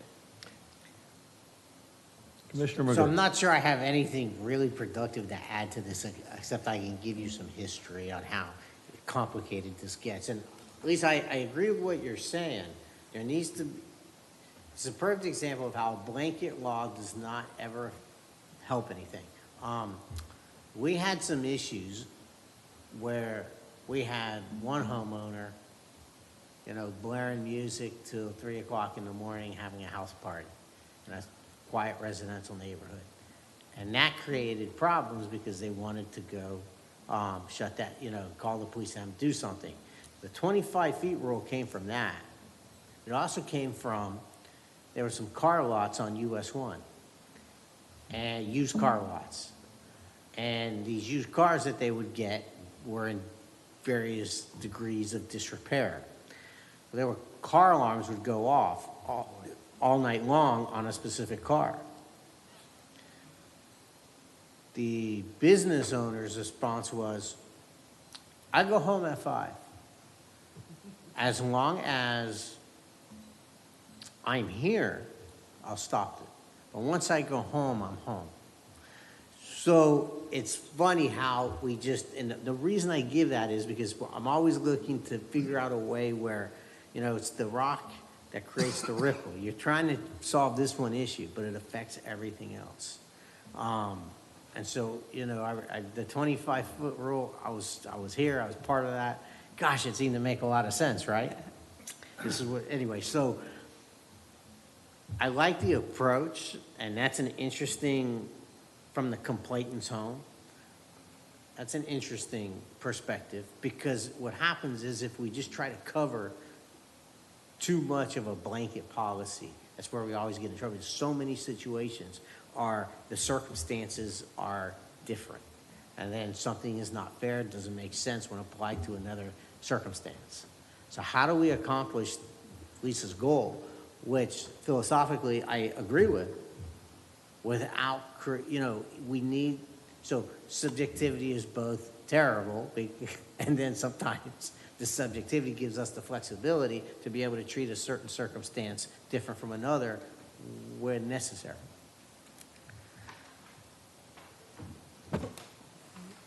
And if I understand the issue, I'm not sure I understand in this specific case. I'm not sure I understand the exact technical problem, other than to say, clearly taking the decibel level from the home or from the area where the complaint is originating from, to me, just makes common sense. So in my mind, that's where I understand it. I need somebody to explain to me what I'm missing. There's also, I think there's different decimal levels allowed depending on the location. So, yeah, right, I doubt that, Flagler Tavern isn't complaining about traders' music, and it's okay, it's just part of Flagler Avenue. But the people, the residents on Florida and Jessamine, Columbus, Cedar, all over. But I agree with you. If what you're saying is the resident, it doesn't matter what the decibel level is on Flagler. What Exactly. matters is the decibel level at the person's home in the residential zone district. The complainants. Yes. Yeah. So, and I'll tell you, because we've dealt with, so when Outriggers came in, gosh, it's great, beautiful, great, awesome place, right? For a million different reasons. But the people who lived on Richmond were like, what the heck, right? So you balance. How do you get entertainment, nice restaurant at night with that whole ambiance and the design? Everyone wants to go to it. Man, if you lived on Richmond, you were like, God, I had this peaceful beauty at night overlooking the water, and all of a sudden I got live bands. And I live it, and the same thing. So Richmond has had issues with that. So I think the only way you deal with it is the time frame, and then, of course, decibel levels. And I like the idea of trying to figure out how you measure that from the complainant's property, because you can't. Right. But I don't disagree with the complainant property. There would probably be some wordsmithing that would have to go on, because R3, you might, I guess you don't have any short-term rentals in there, but if you had long-term, like, do you have to be an owner? Do you have to be a leaser? Like, what do you classify the rent? You know, and this is universal in different areas, right? So there are certain areas like the B4 where that probably is short-term rentals based on this map. So if someone's there for a weekend and they make a complaint, are they going to have to show their like, you know, are we just going to take their word for it? I agree that the complainant seems to be easy as well. The exception for Flagler and Canal, again, would allow the decibel levels to be higher at the 65 decibel range within those areas, which is what a commercial currently has right now. So a commercial property within our noise ordinance is currently at 65 decibels, which is what the argument is along those properties there, is that those restaurants are getting a 60 decibel reading because they have residential property within the mixed use, and you can be cited, you have to go to the least restrictive use, which is residential and mixed use. So you would have to go to 60. By exempting out the Flagler Avenue and the Canal area, you would permit them to go to 65 regardless of the residential zone district to that 10 p.m.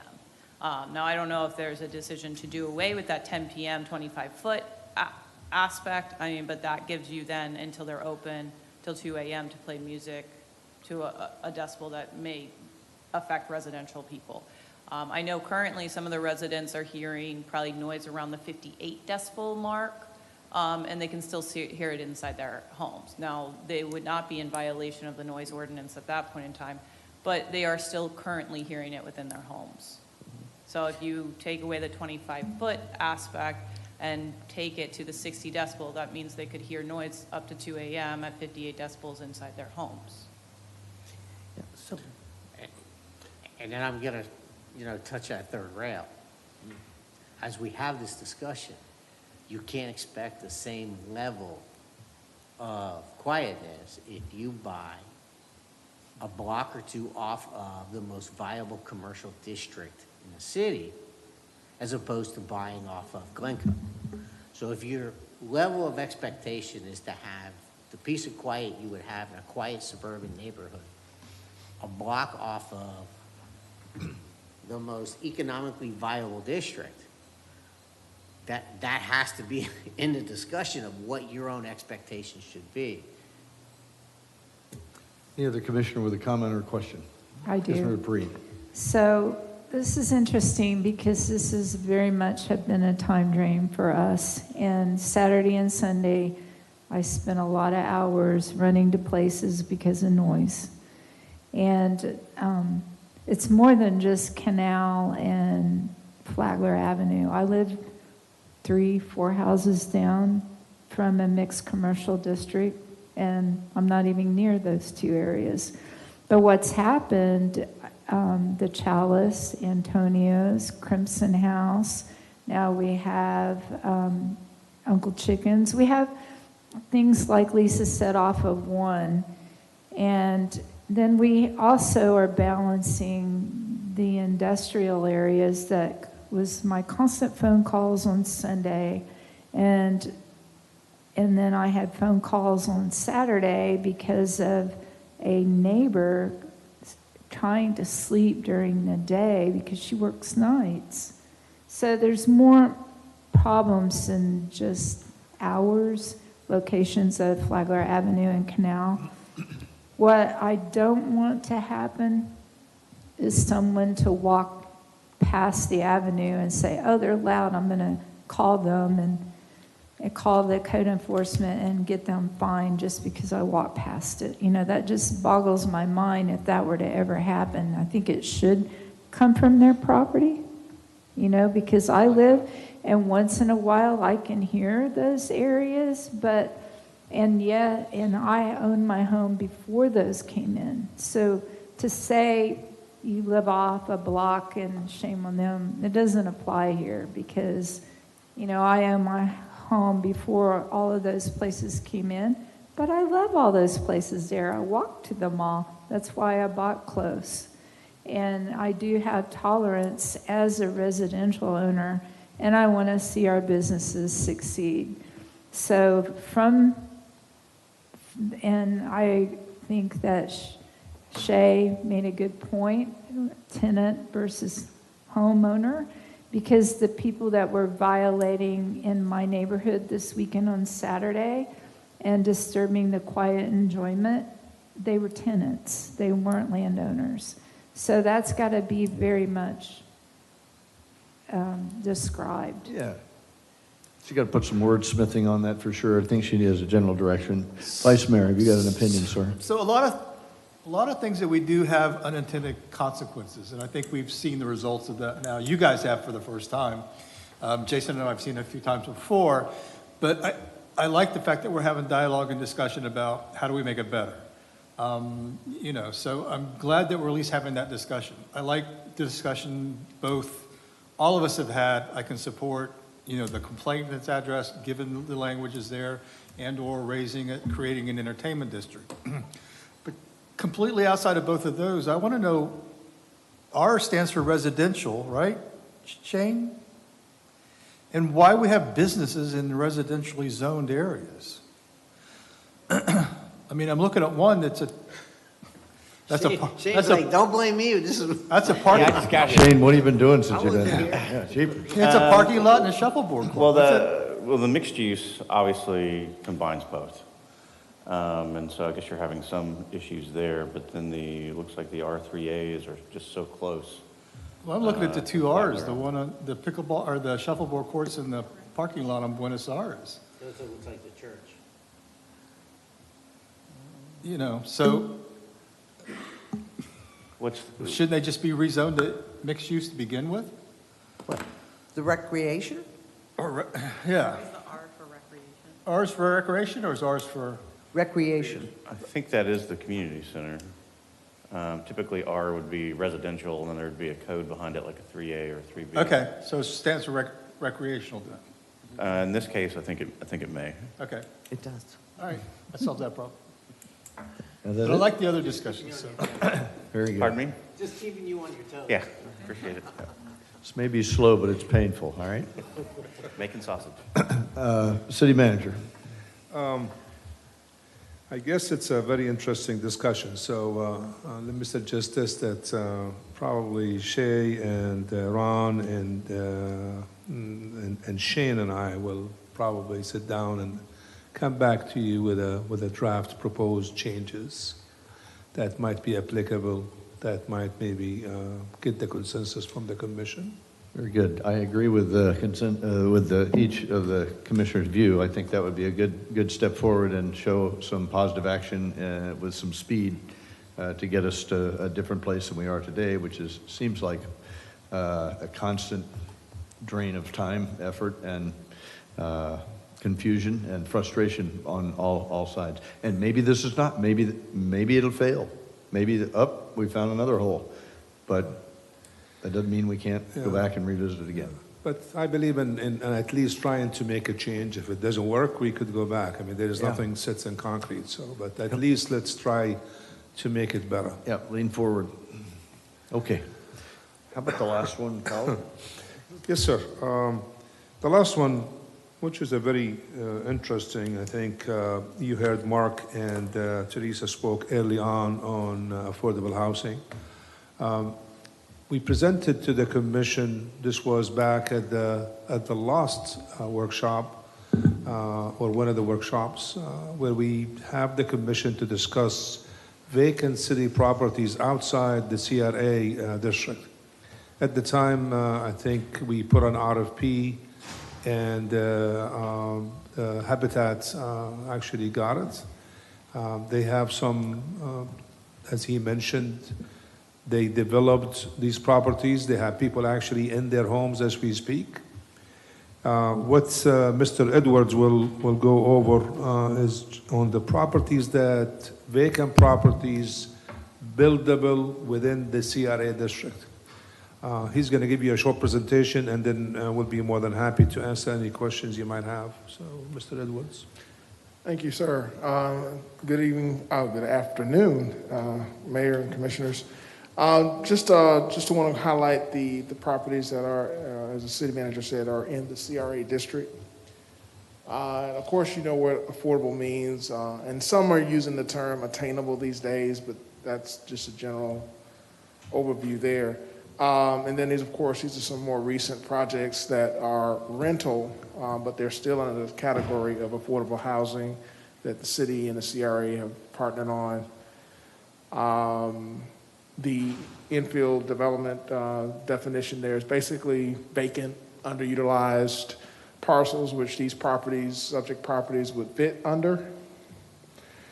And certainly the benefits of doing this is already tangible for us to see. It increases the amount of affordable residential rental or first-time homeownership housing options, and it helps revitalize blighted neighborhoods where CRAs are typically created. There are 3 city-owned parcels for your consideration that are in the CRA that would be suitable for single-family, affordable, or attainable housing development. They are 1203 Enterprise Avenue, 428 North Myrtle Avenue, and of course 327 Dimick Street. All properties have been evaluated for suitability, and they are all meet that criteria. And this is just an aerial, just kind of give you a flavor of where they might be in the neighborhood of the CRA. You see the different parcels there. And of course, there are 3 options out of this process.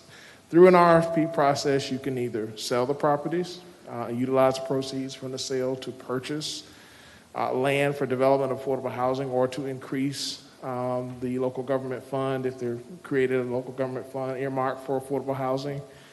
Through that same process, you could either sell the properties with a deed restriction that requires the properties to be developed as permanent affordable housing. And lastly, you could donate the properties, as we have done in the recent past, to a nonprofit for the construction of permanent affordable housing. And that's my presentation. Any questions? Thank you, Chris. Appreciate that. Any questions or comments for Director Edwards? Couple questions. Yes, sir. When you say the third option, donate the properties after they're built, or just donate the property as they are? As they are, yes, sir. So what happens when we donate the property? Have we donated any properties or send them out? Have we changed ownership of that property for the intent to be a affordable housing development, and the development sit there, not happen for an extended period of time? Because I have 2 concerns. Number one is I want to make sure that these properties are cared for, mowed, and all that kind of stuff. Yeah. And my second question is, do we have any need for these properties to be part of a stormwater master plan for the west side, like we did in Islesboro? Sometimes you take a lot, use it as a retention area. But that really is my only concern about giving up the properties. The first question was more just Yeah.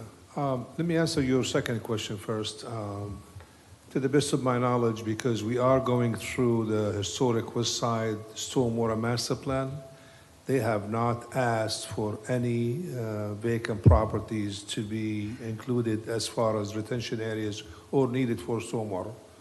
Um, Having said that, I have not confirmed with him, but he has not asked for any of them, so I have to double check on that. So the only thing that I would say is, I don't think I'm gonna have any issue with this, but I would want to put that in as a caveat before we actually seal the deal. Yeah, and we encourage that. We had some properties, on the beach side that we have maintained as an open space or for retention area.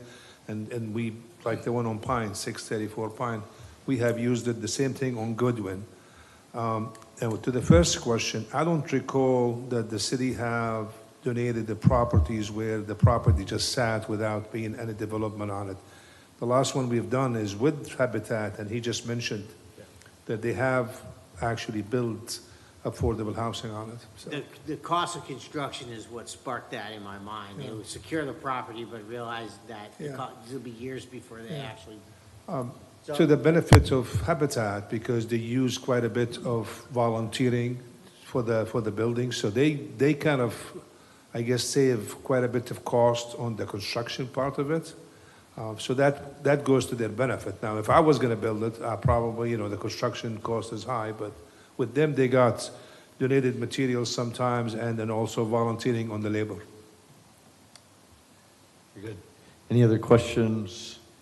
Hey, Commissioner Martin. May I ask, what is the median adjusted gross annual income for extremely low income, very low income, or moderate income persons?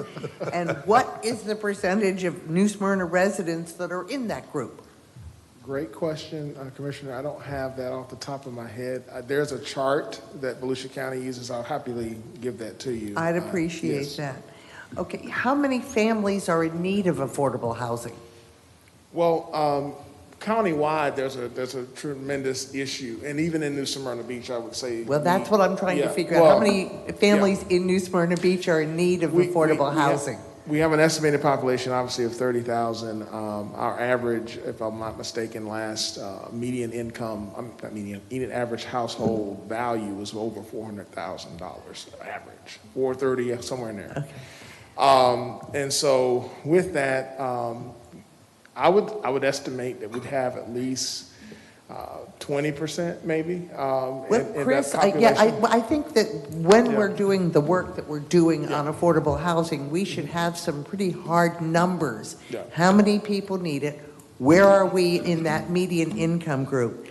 And I also have a third question, which is there a way to create more multifamily housing, a more efficient way to help a broader spectrum of people? All of this to me is very much predicated on knowing what that income should be, how many of our residents are in it, and how many families are in need. One critical issue is not just to look at it for existing New Smyrna residents. Some of the nomenclature people are using for this type of housing now is workforce housing. Yes. So this could also be used as a tool to help local business to bring in new employees from outside of the area and find them affordable housing. I'm not disagreeing at all. I hear affordable, attainable, and workforce. Correct. But when I'm making decisions about how to operate on any given program, I need to understand the parameters associated with those three criteria. And if I may, Commissioner Martin, just keep in mind, it's a workshop. When we bring the item at the City Commission for voting, we will bring these data and these surveys for you so you'll have a better information on making the decision. But I just want to point out that we have, when we donated some properties to Habitat and also to the Housing Authority, they have utilized a multifamily for them, like a duplex or something, depending on the size of the property. I've seen and the what they could railroad. put on. Yes, ma'am. So that has been done, but again, this is just an information to see if the commission wants to go for the RFP. That's why we don't have this information at this point, but if they're interested in what we've done in the past, we will get you that information. No, and I appreciate that. It's just that when we're making some type of a policy decision, having some hard criteria to make that decision, I find to be helpful. I agree. Absolutely. Any other comments or questions? Commissioner Hartman. So we currently have 2 partners, but we would have to go out for RFP for this in addition to that, or No. Well, this RFP process, those two partners, active partners, could definitely submit, and as in the past, So it may not necessarily be Habitat or the housing authority. it may not. It may be Okay. someone else who would have a different idea. Yeah. The criteria we used last time is not-for-profit organizations that have a history of establishing and managing workforce or affordable housing within New Smyrna Beach. So we established the criteria where we kind of eliminate external competition. Yeah, but with the recent statute that or law that just passed on affordable housing, where there's certainly state grants and more money available out there, we may see more of those coming forward in some shape or form. I just want everybody to realize that if it goes out, it may not be the players that we know. It could possibly be somebody else. Just keep that in the back of your mind. But certainly, anything that we can do to create more affordable housing, I'm in favor of.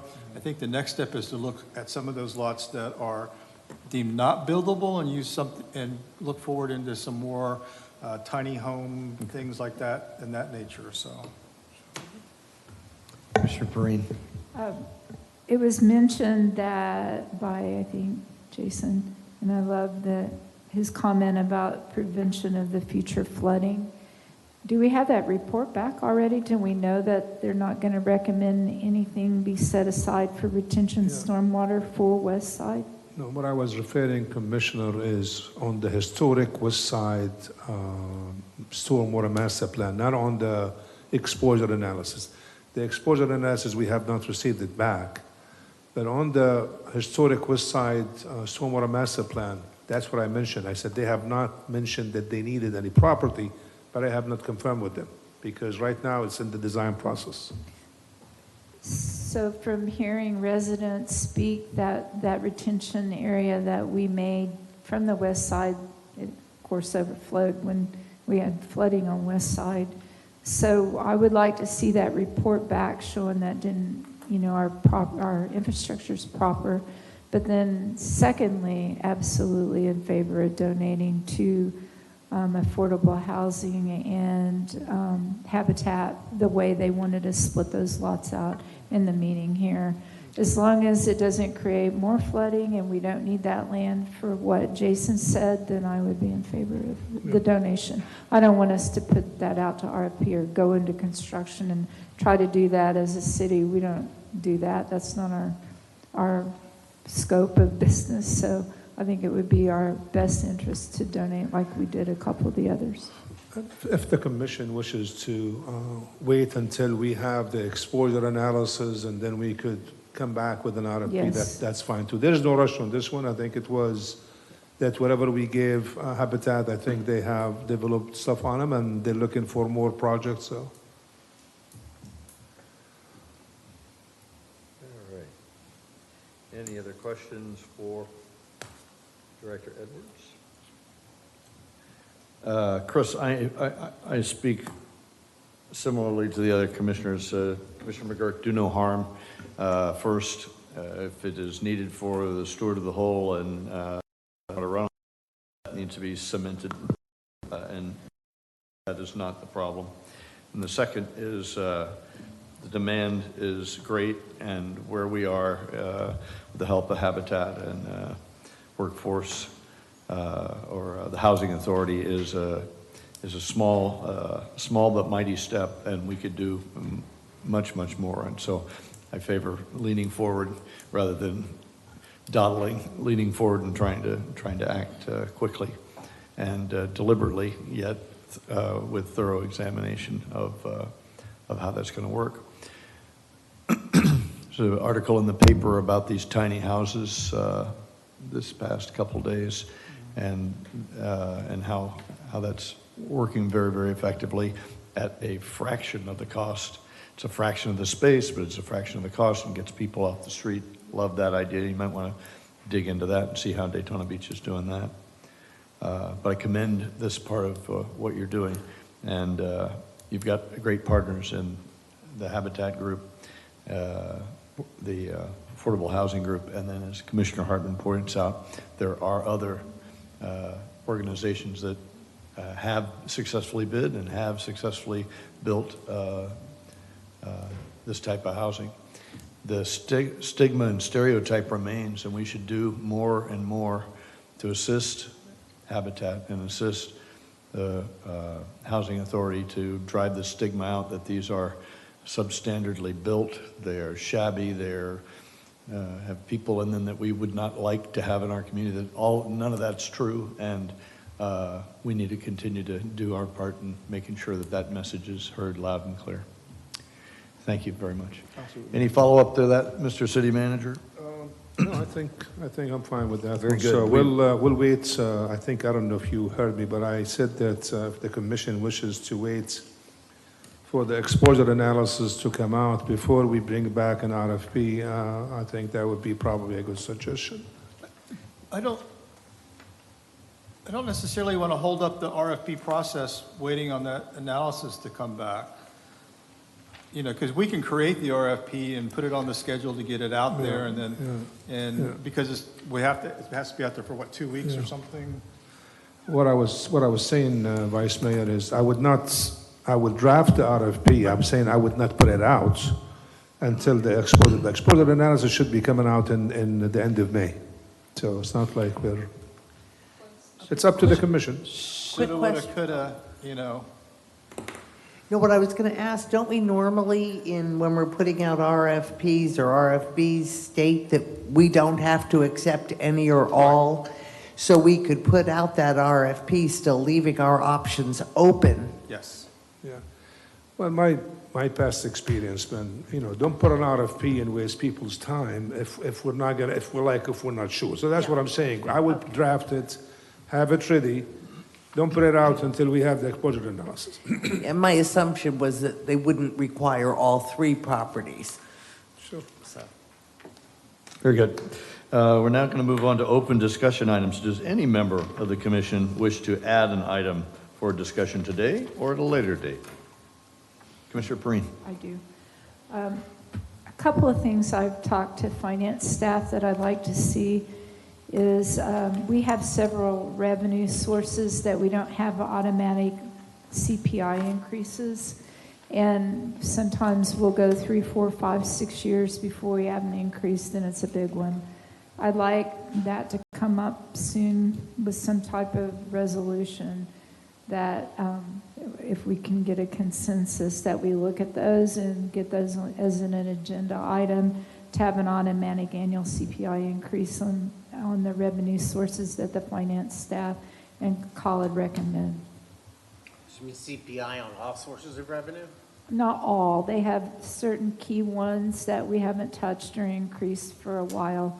So they're going to bring that recommendation back to us, but I think we need to get it in there so we don't overlook those every year and that they are increased because our fuel, everything is increasing every single year in our building ops, but we're not increasing as fast enough to offset what we're hitting with our expenses. And I'd like that to be just an automatic CPI with that so we don't have to bring that up to vote every year. And you can put a stipulation to that if you need to. And I could give you an example. As a matter of fact, we're going through a meeting with the departments on the budget, and in particular, the solid waste. If you recall, not the last budget, but the one before that, we have to raise the 13% because the commission decided not to add the increase that we received from Waste Pro into the residents. So we will be proposing a CPI on the solid waste. So this way we will have a healthy balance in our solid waste, and that will continue. Also bring into the commission the convenience. The convenience yes, revenue sources were the ones that I mostly want to address because, I mean, we can't just keep going negative on those. Yeah, I think it's on this commission Expenses coming go up. up, on the but right. the revenues aren't every year, like the golf course. That was one that didn't have an increase for several years. We just need to have a small increase every year. When it looks like 1%, sometimes it looks outrageous, but in reality, like the solid waste, it might be less than $1. You know, it's not a lot of, but we're getting more expenses, so we need that built in. Then I have a second thing I'd like to bring up, and it's to look at our boards. And I don't know when we're going to do that, but we recently voted unanimously to delay that reappointment on the HPC board because of the qualifications. And just in light of everything that's happened, we've got a public meeting coming up on May 10th, which I didn't want to bring this up on the subject here because I wanted to see that May 10th meeting and how that went. But we do need to look at the boards and the tasks because of the things that particular board, with the misuse of the COAs in the past. We need some type of make sure we have qualified boards when they are approving things like COAs, and just going forward, I think we need to have a overlook of all of them and make sure we have a lot of them, but we need to just spend some time, especially with Chapter 50 coming up. We've got some issues with that. We can't just say we want to leave it as is. There's too many problems with that Chapter 50 as is. They hired a consultant and paid them $25,000 to make revisions, but we cannot accept that as is either because there's too many issues within that.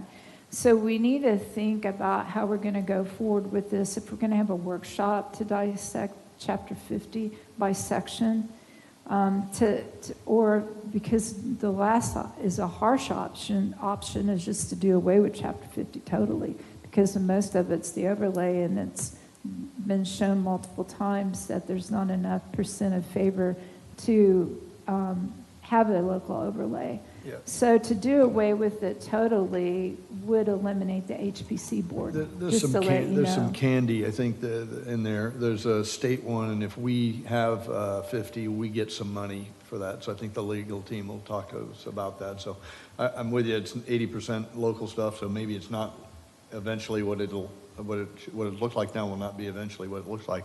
But I don't want to miss that money that's coming in just to comply.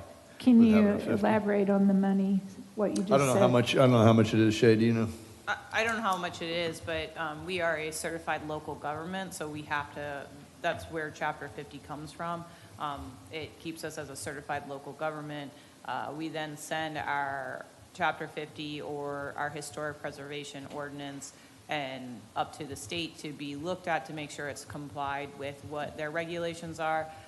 Then they say okay. So when that was done back in, I wish Bob was here, but he could give you a little bit more. When we originally became a certified local government, they okayed our ordinance. We have gone through the revisions. We've sent that to the state as well. They have okayed everything in our revisions as abiding by their regulations. So the doing away with Chapter 50 does result in doing away with the certified local government, which I do believe gives us the opportunity to receive some grant money for different funding projects. I think Mr. Mathan indicated we got possibly some money for Old Fort Wall and the Women's Center regarding that, so it could have ramifications further down the line. As to be clear, the Chapter 50, the majority of it does deal with local districts, but it deals with it if we have it. So it puts parameters in place if one were to get passed, and then these come into play. They don't really mean anything right now because we don't have a local district, but it's good to have that information and to have that in your ordinance so that if at some point down the line, we can never predict the future, if 20 years from now, City of New Smyrna Beach does get a local district, we now have the playbook as to how you apply regulations to that local district. And that's the first part of it. The second part is the national district and demolition delay and provisions in that. So there's a lot in Chapter 50 that can be spliced out, but that first portion that deals with the local districts and what the new revisions did was to clarify when we were talking about local versus national, kind of gives you that playbook if one were to ever go into effect. I have a question. I might be able to answer. Yeah, I think you can. So good point on the CLG, because I had forgotten about the grant money for the fort and everything. So we don't want to totally eliminate Chapter 50. That would be not a good thing for our city. But you did mention a couple things, like currently our Chapter 50 is 50 pages, I'm just making that number up. And with the revisions, it goes down to 27 pages with the revisions. There are still things in Chapter 50, like the 22-month delay process for a demo, and if you go through the process properly, it's 120 days. I still think both of those are overreach. So there are definitely things within Chapter 50 that we need to line item, look at. And my question for you guys to maybe bring back to us, because of the CLG, can we take those 27 pages and lessen that down to a dozen and still be qualified for CLG? Because there are a lot of things currently in the existing Chapter 50 that I think are overreach, and then even in the revisions, there's still a little bit of overreach. So we can't just say leave it as is. We can't say eliminate it. We definitely need to look at it at the same time we look at the HPC board and their qualifications and their duties. Because if we don't have a local overlay, then if we want their duties to be going after local landmarks, which would be like the fort, or also perceiving voluntary designations versus this forced local overlay, then we need to look at their qualifications. This is going to take almost an entire meeting to do for us, and we can either do it by sections or we can do it, all at once. But one of the things, this is going to be brought up probably May 10th, and this is why I want to talk a little bit about it, not go into a deep dive because we've been here all day already. But it's a concern. We've seen it. It's been on our plates. Lisa and I both have historic districts in our neighborhoods, and you can tell we've had a lot of time into it. You two may not. You don't have the local districts in your neighborhoods, but we do.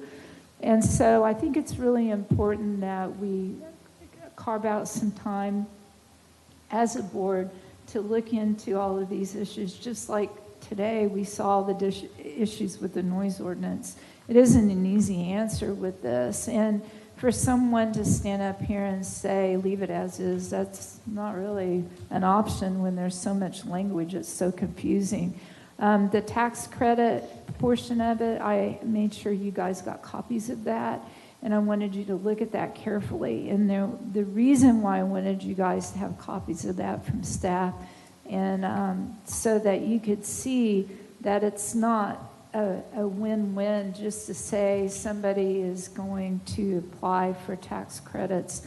The people aren't eligible if they've already remodeled. The tax credits are very limited, like $200 to $300 a year, and it's almost a book to even get that done. So we need time to sit down as a board and look at the pros and cons of all of these things versus just say no, not to Chapter 50, do nothing, leave as is. We're going to have to take time before we have a public meeting coming up to, if we're going to address those. We spent $25,000 on a consultant to revise it. You guys told them to go back, look at it, do your job, come back and tell us, so here we are.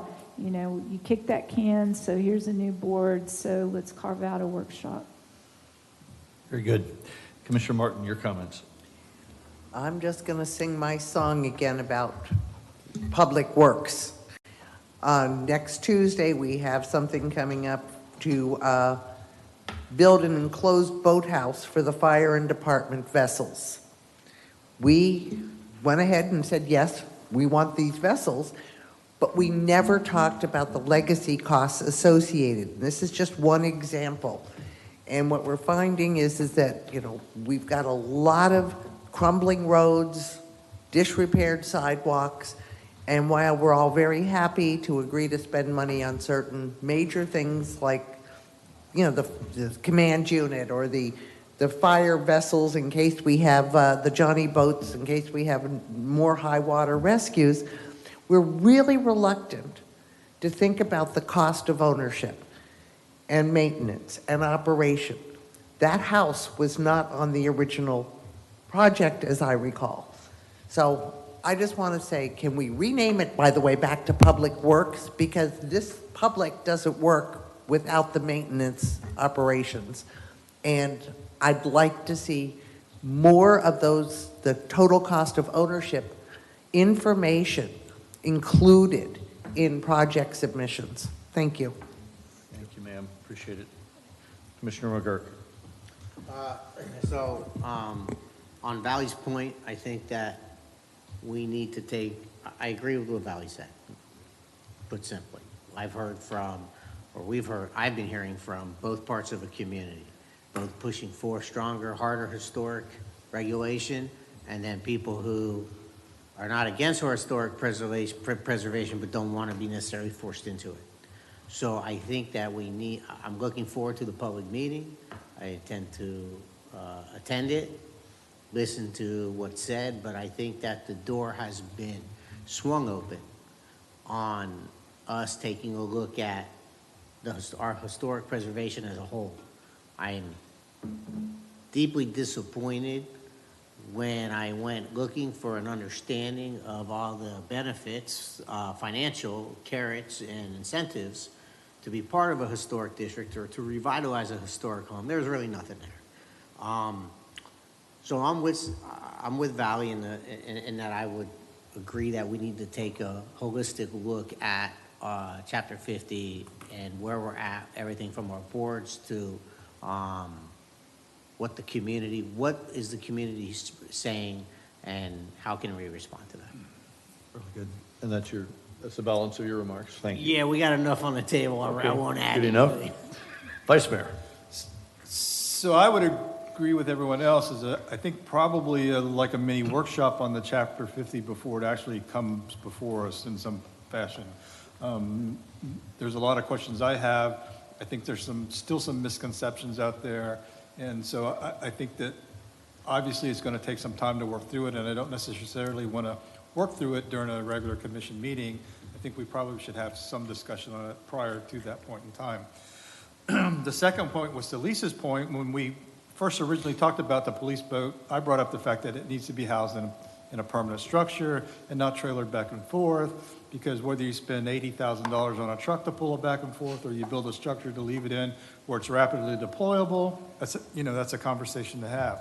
But my main thing, one of my main things is going to be on the next agenda, so I'll skip that one. But the other one is, several years ago we formulated an investment committee.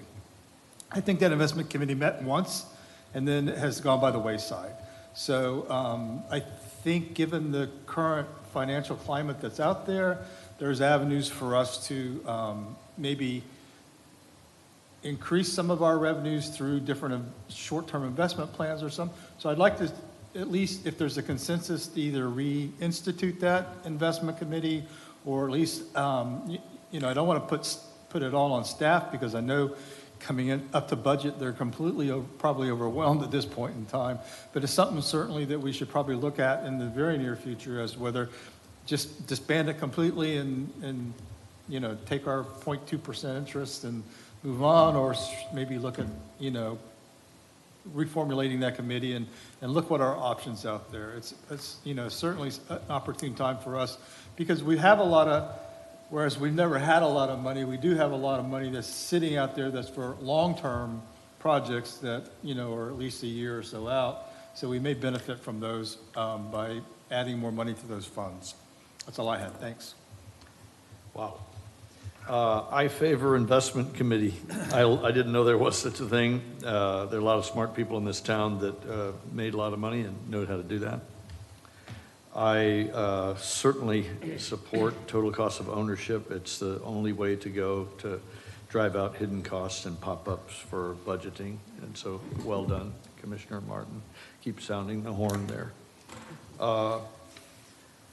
I've been made aware that the two seemingly disparate groups on historic preservation have been meeting at least twice, maybe more, and are formulating their version of what they think Chapter 50 should look like. So I think we're going to have a significant input from the residents who are studying, and the two activist groups we all know without names. And I think they're working together and hard, and there's been give and take on both sides. So I think, which is just wonderful when the residents do a good portion of the heavy lifting and can come to the middle where it doesn't put pressure on us. Look at us trying to decide on how to handle one property. So anyway, and to that point, sausage making is not pretty and legislating is not pretty, but the end result is righteous. And so I applaud you all for joining along and trying to get there on that.